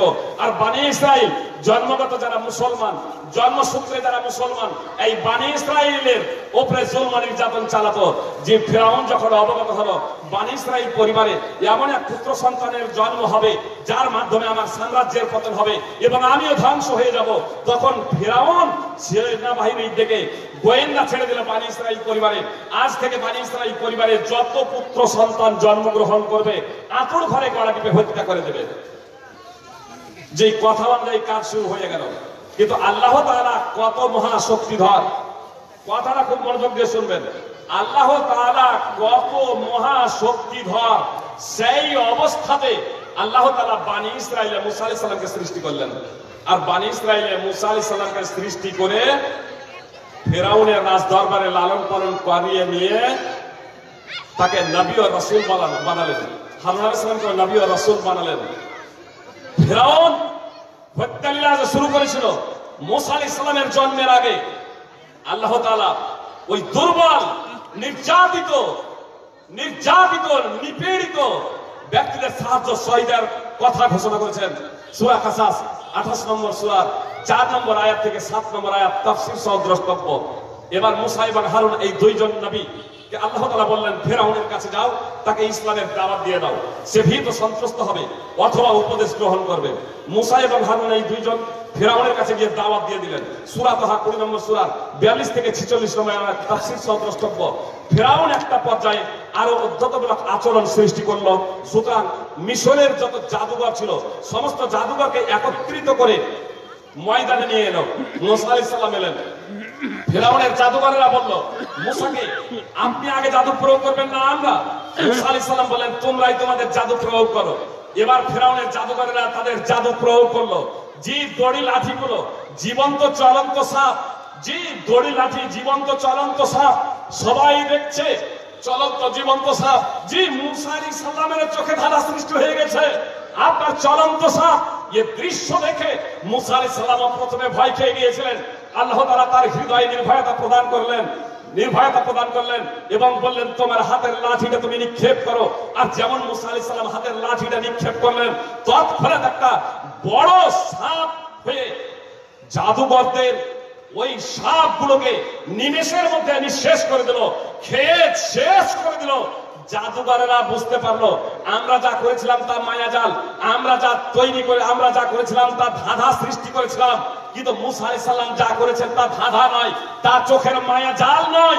মুসা আলাইহিস সালাম যা করেছেন আসলে এটা মহান আল্লাহ তাআলার পক্ষ থেকে অলৌকিক এক ঘটনা। স্বয়ং জাদুঘররা জাদু এবং মুজিজা বুঝতে পারলো মুসা আলাইহিস সালাম জাদুঘর নন, বাস্তবে তিনি হচ্ছেন আল্লাহর নবী। তার মাধ্যমে আল্লাহ তাআলা অলৌকিক ক্ষমতা প্রকাশ করেছেন। শেষ পর্যন্ত ওই জাদুঘররা ময়দানে কালেমা পড়ে তারা মুসলমান হয়ে গেল। আর মুসলমান যখন হয়ে গেল, সব যুগেই কিছু স্বৈরাচারী লোক থাকে, সব যুগেই কিছু চামচা থাকে। ফেরাউনের চামচারা, ফেরাউনের স্বৈরাচারী সৈন্যরা ফেরাউনকে উত্তেজিত করতে শুরু করলো। আপনি কি মুসা আলাইহিস সালাম এবং তার জাতিকে পৃথিবীতে বিপর্যয় সৃষ্টি করতে ছেড়ে দেবেন? আপনি কি মুসা আলাইহিস সালাম এবং তার জাতিকে পৃথিবীতে সন্ত্রাস এবং জঙ্গি কার্যকলাপ করতে ছেড়ে দেবেন? আতাদার মুসা ওয়া কাওমাহু লিইফসিদু ফিল আরদ ওয়া ইয়াদারাকা আলিহাতাক। অথচ মুসা আলাইহিস সালাম আপনাকেও মানে না, আপনার দেবী দেবতা মাবুদগুলোকেও মানে না, আপনাকেও মানে না, আপনার দেবী দেবতা মাবুদগুলোকেও মানে না। জি কি বলছে? আপনাকেও মানে না, আপনার দেবী দেবতা মাবুদগুলোকেও মানে না। আমরা কি জানি? ফেরাউন নিজেকে আল্লাহ বলে দাবি করেছিল, তাই না? পৃথিবীর মাটিতে নিজেকে কেউ আল্লাহ বলে দাবি করেনি, রব বলে দাবি করেছে। ফেরাউন এলা বলে দাবি করেছে, কিন্তু এলার অর্থে আল্লাহ না। ফেরাউন যদি বলতো আমি তোমাদেরকে সৃষ্টি করেছি, তো ফেরাউনের থেকে ওই যুগে ওই সময়ে বয়সে বড় লোক ছিল না, তারাই তার কথাটাকে মিথ্যা বলে দিত। আসলে ফেরাউন মিশরের একচ্ছত্র নায়ক মিশরের একচ্ছত্র অধিপতি বলে দাবি করেছিল। আর একচ্ছত্র অধিপতি নায়ক হওয়ার জন্য বয়সে বড় হতে হবে এমন কোনো কথা নাই, কি বলছেন? তো ফেরাউন মিশরের একচ্ছত্র অধিপতি নায়ক বলে দাবি করেছিল। ফেরাউনেরও দেবী দেবতা ছিল, উপাস্য ছিল, অনেক উপাস্য। ফেরাউনের সাংসদেরা ফেরাউনকে বলছে ওয়া দারাকা ওয়া আলিহাতাক, আরে মুসা আলাইহিস সালাম আপনাকেও মানে না, আপনার উপাস্যগুলোকে দেবী দেবতাগুলোকেও মানে না, অথচ আপনি মুসা আলাইহিস সালাম এবং তার কওমকে জাতিকে ছেড়ে দেবেন এই পৃথিবীতে সন্ত্রাস সৃষ্টি করতে। সন্ত্রাসীরাই আবার সৎ ব্যক্তিকে সন্ত্রাস বলছে। FBI এর রিপোর্ট অনুযায়ী 94% অমুসলমান বিশ্বের সন্ত্রাস সৃষ্টি করে, জঙ্গি কার্যকলাপ করে। কিন্তু সাধারণত মুসলমানদের সাথে এই সন্ত্রাসী এবং জঙ্গি শব্দগুলোকে যোগ করে দেওয়া হয়েছে, কি বলছেন? এই পরিস্থিতিতে আমাদের মুসলমানদের খুব সতর্কভাবে পথ ফেলতে হবে, পা রাখতে হবে। সুপ্রিয় ভাই এবং বোন, ফেরাউনের সময় বলেছিল আমরা তাদের উপর ক্ষমতাধর। দেখুন দুইজন নবীর উপস্থিতিতে ফেরাউন এবার বলছে বনি ইসরাইলের পুত্র সন্তানদের হত্যা করব, আর তাদের মহিলাদের জীবিত রাখবো, তাদের মেয়েদের জীবিত রাখবো। সূরা আরাফ 7 নম্বর সূরার 127 নম্বর আয়াত। এই প্রেক্ষাপটে মুসা আলাইহিস সালাম জাতিকে কি বলেছিলেন? এক তো মুসা আলাইহিস সালামের জন্মের আগে বনি ইসরাইলের পুত্র সন্তানদের হত্যা করেছে, তখন মুসা আলাইহিস সালাম ছিলেন না। আল্লাহ তাআলা সেই সময় মুসা আলাইহিস সালামকে বনি ইসরাইলের সৃষ্টি করলেন, তার মহান ক্ষমতার বিকাশ লক্ষ্য করুন। সুপ্রিয় ভাই এবং বোন, এবার মুসা এবং হারুন এই দুইজন নবীর উপস্থিতিতে বনি ইসরাইল দুইজন নবীর উপস্থিতিতে ফেরাউন বলছে বনি ইসরাইলের পুত্র সন্তানদের হত্যা করব, আর তাদের মেয়েদের জীবিত রাখবো। এই প্রেক্ষাপটে মুসা আলাইহিস সালাম কি করেছিলেন? এটা আমাদের জন্য লক্ষণীয় বিষয়, শিক্ষণীয় বিষয়। মুসা আলাইহিস সালাম এই প্রেক্ষাপটে জাতিকে কি বলেছিলেন? যে বোমা বিস্ফোরণ ঘটিয়েছিলেন, পথ অবরোধ করেছিলেন, যে কিসের আন্দোলনে ডাক দিয়েছিলেন? যে সময় ফেরাউন বনি ইসরাইলের পুত্র সন্তানদেরকে হত্যা করার সিদ্ধান্ত নিচ্ছে নবীর উপস্থিতিতে, নবীর সম্মুখে কি বলেছিলেন মুসা আলাইহিস সালাম? সে সময় আল্লাহ তাআলার কাছ থেকে ট্রেনিং প্রাপ্ত, আবেগে কাজ করলে হবে না, আবেগে নয় হুঁশে কাজ করতে হবে। মুসা আলাইহিস সালাম জাতিকে বললেন ইস্তাঈনু বিল্লাহি ওয়াসবিরু, তোমরা আল্লাহর কাছে সাহায্য প্রার্থনা করো এবং ধৈর্য ধারণ করো। ইন্নাল আরদা লিল্লাহ, নিশ্চয়ই পৃথিবীটা আল্লাহর। ইউরফা মাইয়াশাউ মিন ইবাদি, আল্লাহ যাকে ইচ্ছা তাকে এই পৃথিবীর ক্ষমতা প্রদান করেন। ওয়ালা আকিবাতুল লিল মুত্তাকিন, আর শুভ পরিণাম হলো আল্লাহওয়ালাদের জন্য। সূরা আরাফ 7 নম্বর সূরার 128 নম্বর আয়াত তাফসীর সহ দ্রষ্টব্য। সুপ্রিয় ভাই এবং বোন, মুসা আলাইহিস সালাম অত্র আয়াতে পরোক্ষভাবে এই কথা বলতে চাইলেন যে বনি ইসরাইল খুব ভালোভাবে জেনে রাখো, আজকে যে ফেরাউন মিশরের একচ্ছত্র নায়ক, এটা আল্লাহর ইচ্ছা, এটা আল্লাহর ইচ্ছা। আল্লাহ পৃথিবীর মালিক, আল্লাহ যাকে ইচ্ছা পৃথিবীর ক্ষমতা প্রদান করেন। তবে বনি ইসরাইল খুব ভালোভাবে জেনে রাখো, তোমরা যদি প্রকৃত ইমানদার হয়ে যাও, তোমরা যদি প্রকৃত মুসলমান হয়ে যাও, তাহলে আল্লাহ তাআলা তোমাদের ক্ষমতা প্রদান করবেন। যে বনি ইসরাইলকে আল্লাহ ক্ষমতা প্রদান করেছিলেন না করেননি? আল্লাহ তাআলা ফেরাউনকে ধ্বংস করলেন, তার স্বৈরাচারী সৈন্যকে ধ্বংস করলেন। এই নির্যাতিত নিষ্পেষিত অল্প সংখ্যক বনি ইসরাইলকে আল্লাহ ক্ষমতা প্রদান করেছিলেন। সূরা শুআরা 26 নম্বর সূরা 54 থেকে নিয়ে 66 নম্বর আয়াত তাফসীর সহ দ্রষ্টব্য। সেই বনি ইসরাইল সেই মিশরের অবস্থার সাথে বর্তমানে ভারতের মুসলমানদের অবস্থা মিলছে না? ভারতে মুসলমানরা সংখ্যালঘু, সংখ্যায় অনেক কম, মুসলমানরা সংখ্যায় অনেক বেশি। কিন্তু আমাদের মাননীয় প্রধানমন্ত্রী নরেন্দ্র মোদী কি খুনি রক্তপিপাসু যেমন ফেরাউন খুনি রক্তপিপাসু ছিল? জি না। তাহলে এত বড় জালেম আমার জানা মতে ফেরাউনের মতো রক্তপিপাসু খুনি পৃথিবীতে আজও দ্বিতীয় জন্মগ্রহণ করেনি। তার জুলম নির্যাতন থেকে বনি ইসরাইলকে আল্লাহ তাআলা ক্ষমতা প্রদান করেছিলেন। সুপ্রিয় ভাই এবং বোন, আমাকে আপনাকে আল্লাহ ক্ষমতা দেওয়ার জন্য প্রস্তুত আছেন, ক্ষমতা দেওয়ার জন্য প্রস্তুত আছেন। আমাকে আপনাকে যোগ্যতা তৈরি করতে হবে। সাহাবায়ে কেরাম একদা রাসূলুল্লাহ সাল্লাল্লাহু আলাইহি ওয়াসাল্লামকে বললেন, যখন রাসূলুল্লাহ সাল্লাল্লাহু আলাইহি ওয়াসাল্লাম হিজরত করে মদিনায় গেলেন, এখানে একটা কথা স্পষ্ট করে দিই যুব সমাজ, আজকে আমাদের কারো কারো মস্তিষ্কে রাষ্ট্র প্রতিষ্ঠার ভূত সওয়ার হয়ে আছে। নিজের শরীরে ইসলাম প্রতিষ্ঠা করি না, নিজের শরীরে 3.5 হাত শরীরে ইসলাম প্রতিষ্ঠার কোন প্রকল্প করি না। আমরা বলি এসব গৌণ বিষয়। ইসলামকে নিজের শরীরে বাস্তবায়ন, যে 5 ওয়াক্তের নামাজ কম্পালসারি, আপনি যেখানেই থাকুন না কেন, যতক্ষণ পর্যন্ত আপনার জ্ঞান আছে, সাবালক সাবালিকা হয়ে গেছেন, জ্ঞান থাকা অবস্থায় ইচ্ছাকৃত ভাবে নামাজ কাজা করা যাবে না, কাজা করা যাবে না। জি আসরের নামাজ মাগরিবে নিয়ে যাওয়া যাবে না, আর এশার নামাজ ফজরে নিয়ে যাওয়া যাবে না, ফজরের নামাজ আপনার জোহরে নিয়ে যাওয়া যাবে না, ইচ্ছাকৃত ভাবে আপনার যাবে না। আপনার দুটি অবস্থা ছাড়া আপনার জীবনের নামাজ কাজা হতে পারে না। একটা ঘুমন্ত অবস্থা, আর দ্বিতীয় হচ্ছে বিস্মৃত হয়ে যাওয়া। ঘুমন্ত অবস্থা, দ্বিতীয় হচ্ছে বিস্মৃত হয়ে যাওয়া, তৃতীয় কোনো অবস্থা নেই। বুখারী মুসলিম সহ বিভিন্ন হাদিস গ্রন্থে এই প্রসঙ্গে হাদিস রয়েছে। তৃতীয় কোনো অবস্থা নেই যেখানে আপনার নামাজ কাজা হয়ে যেতে পারে। কেউ বলতে পারেন রাসূলুল্লাহ সাল্লাল্লাহু আলাইহি সাল্লাম, রাসূলুল্লাহ সাল্লাল্লাহু আলাইহি সাল্লাম তো একদা যোহর, আসর, মাগরিব, ইশা 4 ওয়াক্তের নামাজ পড়েছিলেন।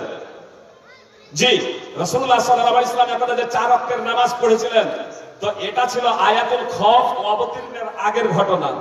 সুনানে দারমি হাদিস নম্বর 1565। তারপরে আর কখনো রাসূলুল্লাহ সাল্লাল্লাহু আলাইহি সাল্লাম এইভাবে নামাজ পড়েননি। আমি আপনি নিজের খেয়াল খুশি মতো নামাজ পড়তে পারি না, যারা নিজের 3.5 হাত শরীরে ইসলামকে বাস্তবায়ন করতে পারি না, আর তারা রাষ্ট্র কায়েম করার স্বপ্ন দেখছি। সুপ্রিয় ভাই এবং বোন, বলবেন যে তাহলে কি রাষ্ট্র কায়েম আপনি চান না? যে আমি রাষ্ট্র কায়েম চাই না এমনটি নয়, তবে আমি চাই মুহাম্মদ সাল্লাল্লাহু আলাইহি সাল্লামের পদ্ধতিতে, মুহাম্মদ সাল্লাল্লাহু আলাইহি সাল্লামের পদ্ধতিতে। দেখুন মুহাম্মদ সাল্লাল্লাহু আলাইহি সাল্লাম কি চেয়েছেন। আবু হুরায়রা রাদিয়াল্লাহু তাআলা আনহু বর্ণনাকারী, তিনি বলছেন আসমান থেকে একজন ফেরেশতা অবতীর্ণ করছেন যে সময় জিবরিল আলাইহিস সালাম মুহাম্মদ সাল্লাল্লাহু আলাইহি সাল্লামের পাশে বসেছিলেন। আর যে ফেরেশতা আসমান থেকে অবতীর্ণ করছেন তার সৃষ্টির পরে সেই সময় প্রথম অবতীর্ণ করছেন। তার আগে, সেই মুহূর্তের আগে কোনদিনই এই পৃথিবীর মাটিতে সেই ফেরেশতা আসেননি। সেই ফেরেশতা এসে মুহাম্মদ সাল্লাল্লাহু আলাইহি সাল্লামকে বলছেন, আপনার রব আমাকে প্রেরণ করেছেন, বলুন আপনাকে নবী হিসেবে, রাষ্ট্রনায়ক হিসেবে নবী বানানো হবে নাকি একজন বান্দা হিসেবে রাসূল বানানো হবে? মুহাম্মদ সাল্লাল্লাহু আলাইহি সাল্লাম চুপ আছেন। জিবরিল আলাইহিস সালাম বলছেন, তাওয়াদা লিরাব্বিক, হে মুহাম্মদ আপন প্রভুর জন্য অবনত হয়ে যান, আপনি জবাব দিন, আপনার প্রভুর পক্ষ থেকে ইনি এসেছেন। মুহাম্মদ সাল্লাল্লাহু আলাইহি সাল্লাম জবাব দিচ্ছেন, বাল আদা রাসূলা, বরং আমি একজন বান্দা হিসেবে রাসূল হতে চাই, একজন বান্দা হিসেবে রাসূল হতে চাই। মুসনাদ আহমদ হাদিস নম্বর 7160।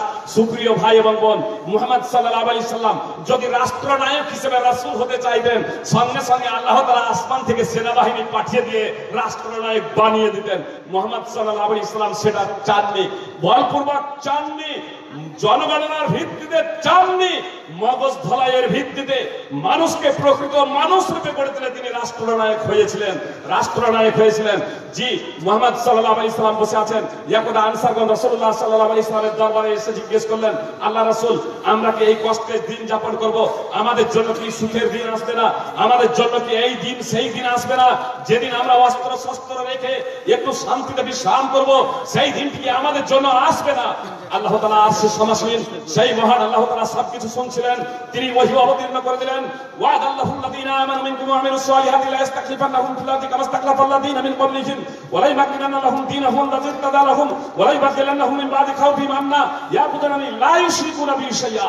সূরা নূর 24 নম্বর সূরা 55 নম্বর আয়াত। আল্লাহ তাআলা আয়াত অবতীর্ণ করে দিলেন, তোমাদের মধ্যে যারা ঈমান এনেছে, বিশ্বাস স্থাপন করেছে এবং সৎ কর্ম করেছে, তাদেরকে অবশ্যই পৃথিবীতে শাসন ক্ষমতা দেবেন এবং তাদের জন্য যে দিনকে মনোনীত করেছেন তা সুপ্রতিষ্ঠিত করবেন, তাদের ভয় ভীতির পরে তাদেরকে নিরাপত্তা প্রদান করবেন।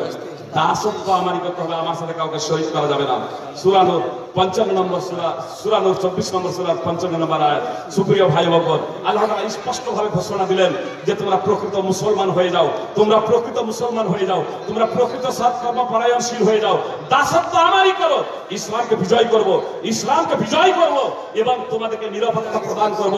এই আয়াত অবতীর্ণ হচ্ছে মদিনায়, এই আয়াত অবতীর্ণ হচ্ছে মদিনা, এই আয়াত অবতীর্ণ হচ্ছে মদিনার প্রাথমিক পর্যায়ে। এই আয়াত অবতীর্ণ হচ্ছে সেই সময়, যে সময় সাহাবায়ে কেরাম রাদিয়াল্লাহু তাআলা আনহুদের পায়ের তলায় মাটি ছিল না। মদিনার সেই সময় আয়াত অবতীর্ণ হচ্ছে যে সময় সাহাবায়ে কেরাম রাদিয়াল্লাহু তাআলা আনহুদের পায়ের তলায় মাটি ছিল না। যে সময় সাহাবায়ে কেরাম রাদিয়াল্লাহু তাআলা আনহুদের পায়ের তলায় মাটি ছিল না, সে সময় এই আয়াত অবতীর্ণ হচ্ছে। এই আয়াত সেই সময় অবতীর্ণ হচ্ছে যে সময় সাহাবায়ে কেরাম রাদিয়াল্লাহু তাআলা আনহুদের পায়ের তলাতে মাটি ছিল। আল্লাহ রাসূল সাল্লাল্লাহু আলাইহি ওয়াসাল্লাম রাষ্ট্র ক্ষমতা হয়েছিলেন না হননি? আল্লাহ রাসূল সাল্লাল্লাহু আলাইহি ওয়াসাল্লাম রাষ্ট্রনায়ক হয়েছিলেন, রাষ্ট্রীয় শাসক হয়েছিলেন। এই প্রতিশ্রুতি রাসূলুল্লাহ সাল্লাল্লাহু আলাইহি ওয়াসাল্লামের জীবদ্দশার জন্য সীমাবদ্ধ ছিল না। সুতরাং রাসূলুল্লাহ সাল্লাল্লাহু আলাইহি ওয়াসাল্লামের ইন্তেকালের পরে আবু বকর সিদ্দিক রাদিয়াল্লাহু তাআলা আনহু খলিফা হয়েছিলেন। তার শাসনকালে ইসলামী সাম্রাজ্য আরো বিস্তৃত হয়েছিল। তার ইন্তেকালের পরে উমর ফারুক রাদিয়াল্লাহু তাআলা আনহু শাসক হয়েছিলেন। তার শাসনকালে ইসলামী সাম্রাজ্য আরো বিস্তৃত হয়েছিল। তার ইন্তেকালের পরে উসমান রাদিয়াল্লাহু তাআলা আনহু খলিফা হয়েছিলেন। তার খিলাফতকালে ইসলামী সাম্রাজ্য পৃথিবীর পশ্চিম থেকে নিয়ে পূর্ব চীনের সীমান্ত পর্যন্ত পৌঁছে গিয়েছিল। একমাত্র আল্লাহ তাআলাকে ভয় করতেন। পুরো মুসলিম আল্লাহ ছাড়া অন্য কোনো ব্যক্তিকে দেখে ভয় করতেন না। যে অমুসলিমরাও ইসলামী শাসন ক্ষমতায় নিরাপদে ছিলেন, নিরাপত্তা বোধ করতেন। সেই মুসলিম জাতির আবার কি পরিণতি হলো যে এই মুসলিম জাতি আবার আস্তে আস্তে ক্ষমতা হারা হয়ে গেল, শাসন ক্ষমতা হারা হয়ে গেল। ये মুসলিম জাতিরা আবার নিরাপত্তাহীনতায় ভুগতে শুরু করলো, মুসলিমদের উপর আবার জুলম নির্যাতন শুরু করলো। যে মুসলিম জাতি একদিন এই ভারতের শাসন ক্ষমতা পরিচালনা করেছে, যে মুসলিম জাতি একদিন এই ভারতের শাসক ছিল, যে মুসলিম জাতি স্পেনকে শাসন করেছে, যে মুসলিম জাতি আল্লাহ ছাড়া কাউকে পরোয়া করেনি, সেই মুসলিম জাতি আজকে মানুষের দ্বারস্থ কেন? আসলে আমরা ইসলামকে ভুলে গিয়েছি, ইসলামকে বুঝতে ব্যর্থ হয়েছি। সুপ্রিয় ভাই এবং বোন, আপনাদেরকে স্পষ্টভাবে একটা কথা বলি, আমাদের মাননীয় প্রধানমন্ত্রী যদি বলেন এনআরসি প্রত্যাহার করে নিলাম, সিএএ প্রত্যাহার করে নিলাম, এনপিআর প্রত্যাহার করে নিলাম, কৃষি বিল প্রত্যাহার করে নিলাম, তাহলে বলুন কৃষি আন্দোলনকে কেন্দ্র করে 3 মাস অতিক্রান্ত হয়ে গেছে, খোলা আকাশের নিচে জীবন যাপন করছে, এক মুহূর্তের জন্য তারা খোলা আকাশের নিচে থাকবেন? আমাদের মুসলমানদের হৃদয়ে আতঙ্ক থাকবে বাড়ি ঘর চলে যাওয়া, ডিটেনশন ক্যাম্পে যাওয়ার না? জি, আমাদের মাননীয় প্রধানমন্ত্রী নরেন্দ্র মোদীর ক্ষমতা থেকেও, কথার থেকেও কি আল্লাহর কথা ক্ষমতা কম? নাউজুবিল্লাহ। আমরা কিন্তু কম বানিয়ে নিয়েছি ভাই, কি বলছেন? আমরা কিন্তু কম বানিয়ে নিয়েছি। যদি কম বানিয়ে না নিতাম, যে স্বাস্থ্যসাথী কার্ড হবে, স্বাস্থ্যসাথী কার্ড হবে দিল্লি, বোম্বাই, বিভিন্ন জায়গায় আছে, তাকে হাজির করছে যে সুযোগ সুবিধা পাওয়া যাবে। এর ভোটার কার্ড, আধার কার্ডকে কেন্দ্র করে আমরা নানা ধরনের প্রকল্প গ্রহণ করে চলেছি, নানা ধরনের আন্দোলন সবকিছু করছি, কিন্তু মরলেই যে জাহান্নামে যেতে হবে। দাঁত ব্যথা যদি আমার সন্তান সন্ততির শুরু হয়ে যায়, বাড়িতে নিয়ে থাকবো। পেটে যন্ত্রণা শুরু হয়েছে, প্রসব ব্যথা বেদনা উঠেছে, কেউ বাড়িতে নিয়ে বসে থাকবে না, হাসপাতালে ছুটবে, ডাক্তারের কাছে ছুটবে। জি, বেনামাজি হয়ে যুবক যুবতী আমার ভাই বোন যারা আছেন, বেনামাজি হয়ে মরলেই যে জাহান্নামে যাবে, এটা আমার কথা নয়, স্বয়ং আল্লাহ তাআলা বলেছেন।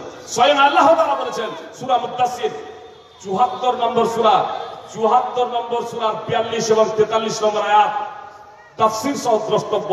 বেনামাজি মরলেই যে জাহান্নামে যাবে। সহিহ বুখারীতে হাদিস আছে, এক ওয়াক্তের নামাজ যদি ছেড়ে দেওয়া হয়, এক ওয়াক্তের নামাজ ছেড়ে দেওয়া হয়, তার পরিণতি কি হবে দেখুন। রাসূলুল্লাহ সাল্লাল্লাহু আলাইহি ওয়াসাল্লাম একদা দেখলেন যে এক ব্যক্তি দাঁড়িয়ে আছে পাথর হাতে করে নিয়ে, আর এক ব্যক্তি শুয়ে আছে।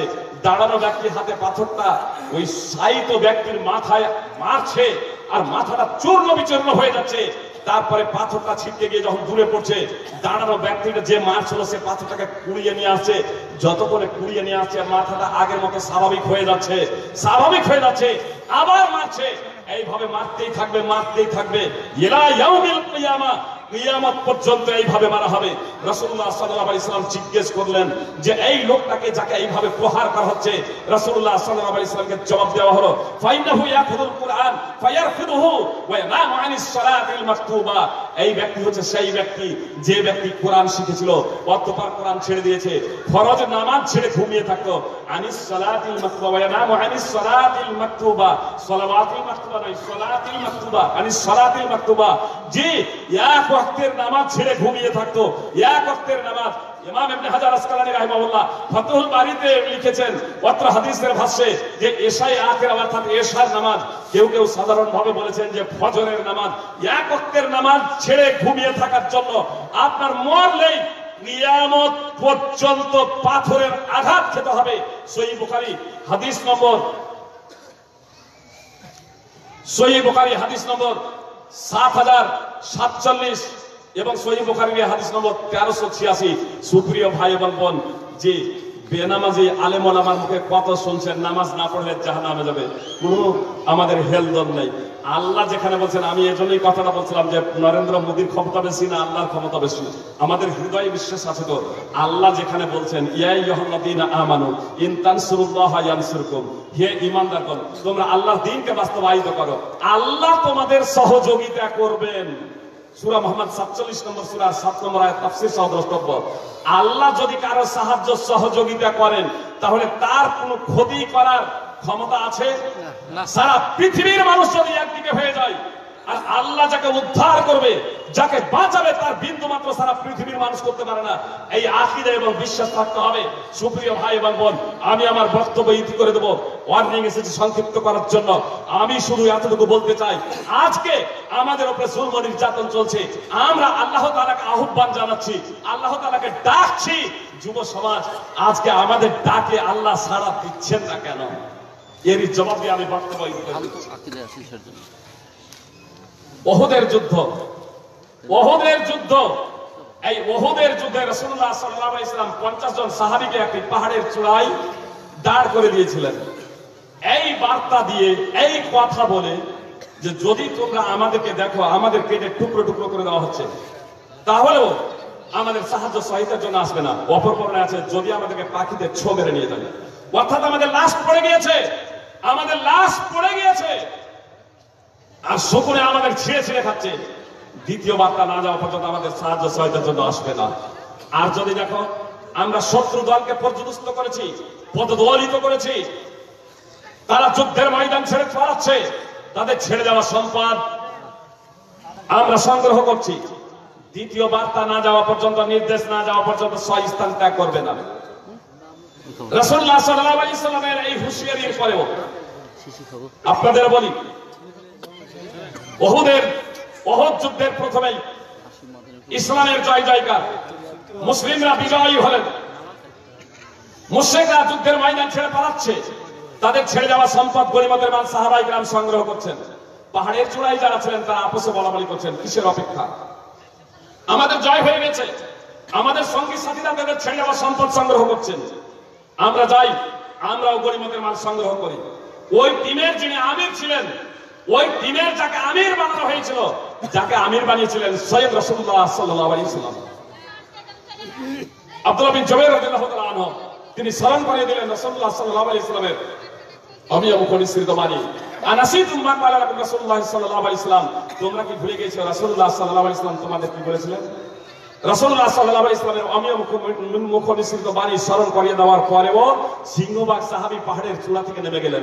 পাহাড়ের চূড়া থেকে নেমে যাওয়ার ফলে কি হয়েছিল? বিজয় যুদ্ধ পরাজয়ের উদ্ধারণ করলো। 70 জন সাহাবী শহীদ হয়ে গেলেন, 70 জন সাহাবী শহীদ হয়ে গেলেন।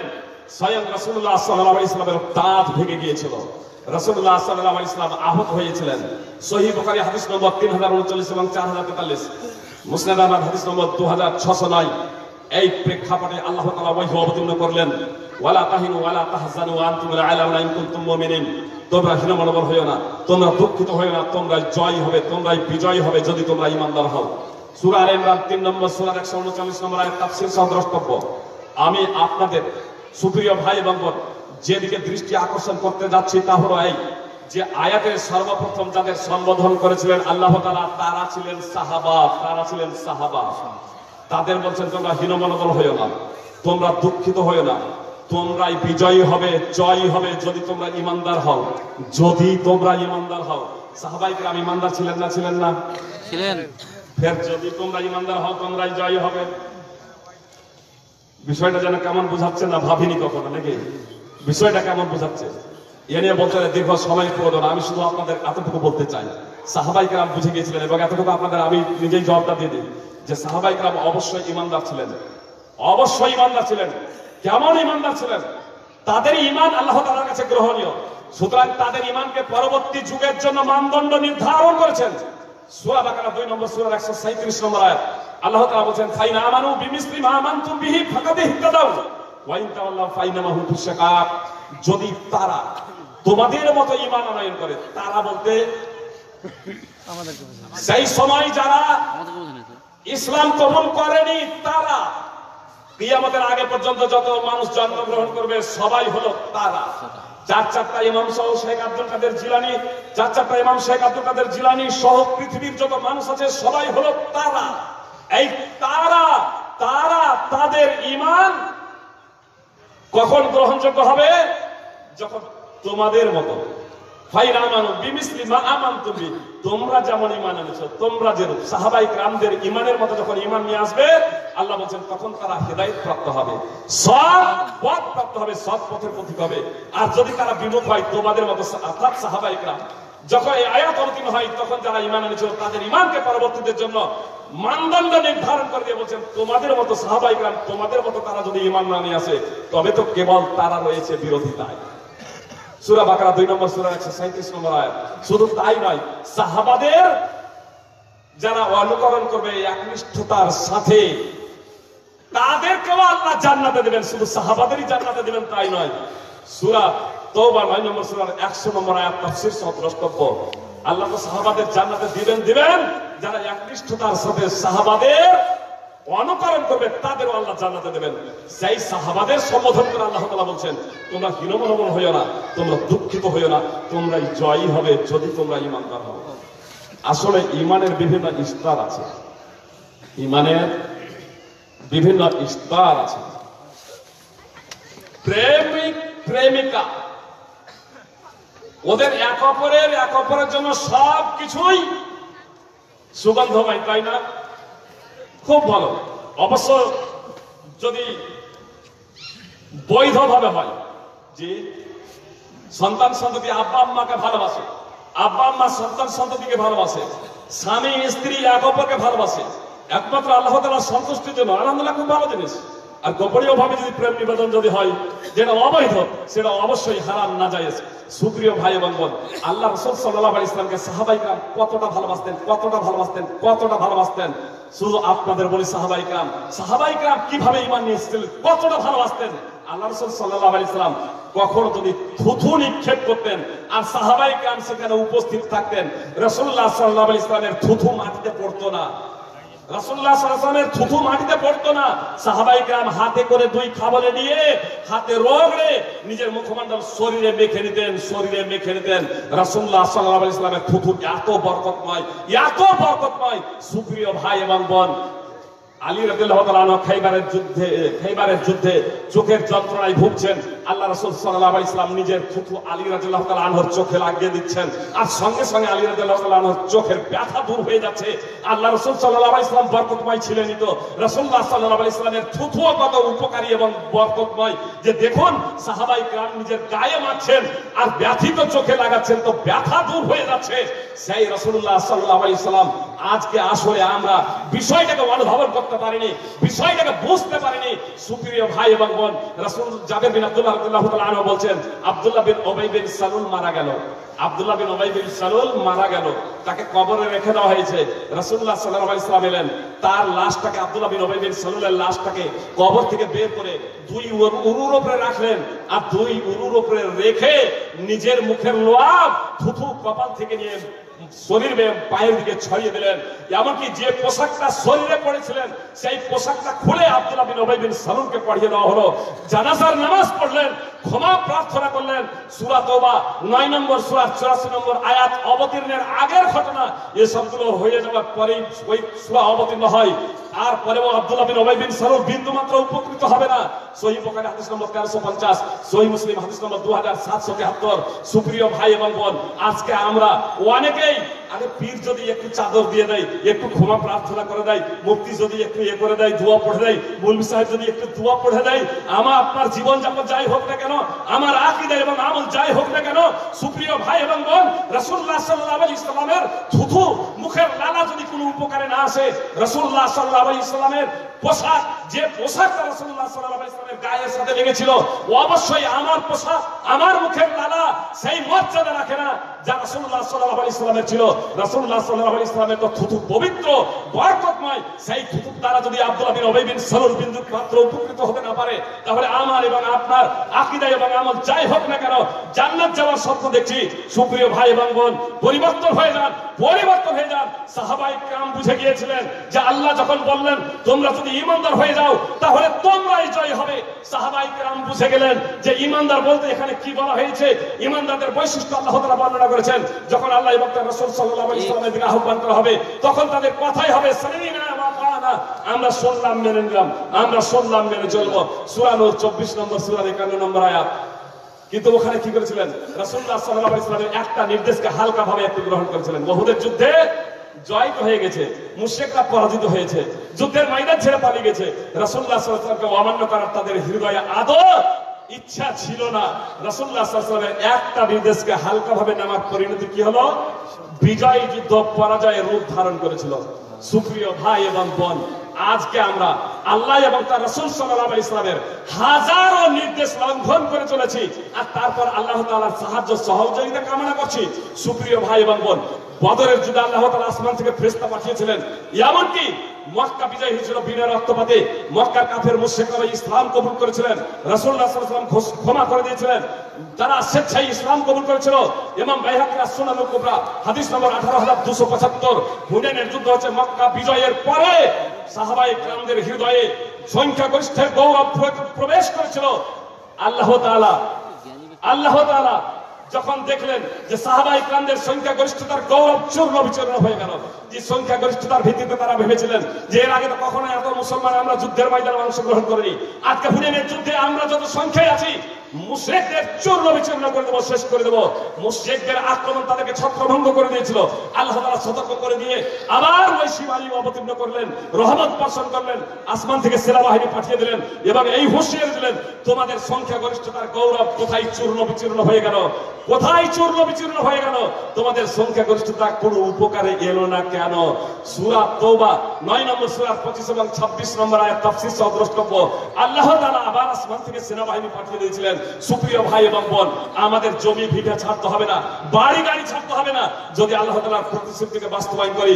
এজন্য যুবক এবং যুবতীকে স্পেশাল ভাবে বলবো যে ধর্মীয় জ্ঞানের কাঙাল ভিখারি হলে আমাদের চলবে না, ধর্মীয় জ্ঞান আমাদের প্রত্যেকেই শিখতে হবে। সুপ্রিয় ভাই এবং বোন, বয়স হয়ে গেছে বলে আমাদের ছেড়ে দিলে হবে না। 40, 50, 60, 70 বছর হয়ে গেছে, আমরা দেখেছি টিভির পর্দায় আপনারা ওয়া পড়েছেন, এবিসি পড়ছেন, নিরক্ষরতা দূরীকরণের মাধ্যমে ধর্মীয় শিক্ষা আপনাকে শিখতেই হবে। 10 বছর বয়স ছিল আপনি জানতেন না, 20 বছর বয়স হয়েছে জানেন না, 30, 40 বছর হয়ে গেছে কোরআন পড়তে জানেন না, এটা অত্যন্ত লজ্জার বিষয়। সুপ্রিয় ভাই এবং বোন, সারা পৃথিবীর শাসন ক্ষমতা আপনাদের দেওয়ার জন্য আল্লাহ তাআলা প্রস্তুত আছেন, আমাদের যোগ্যতা অর্জন করতে হবে।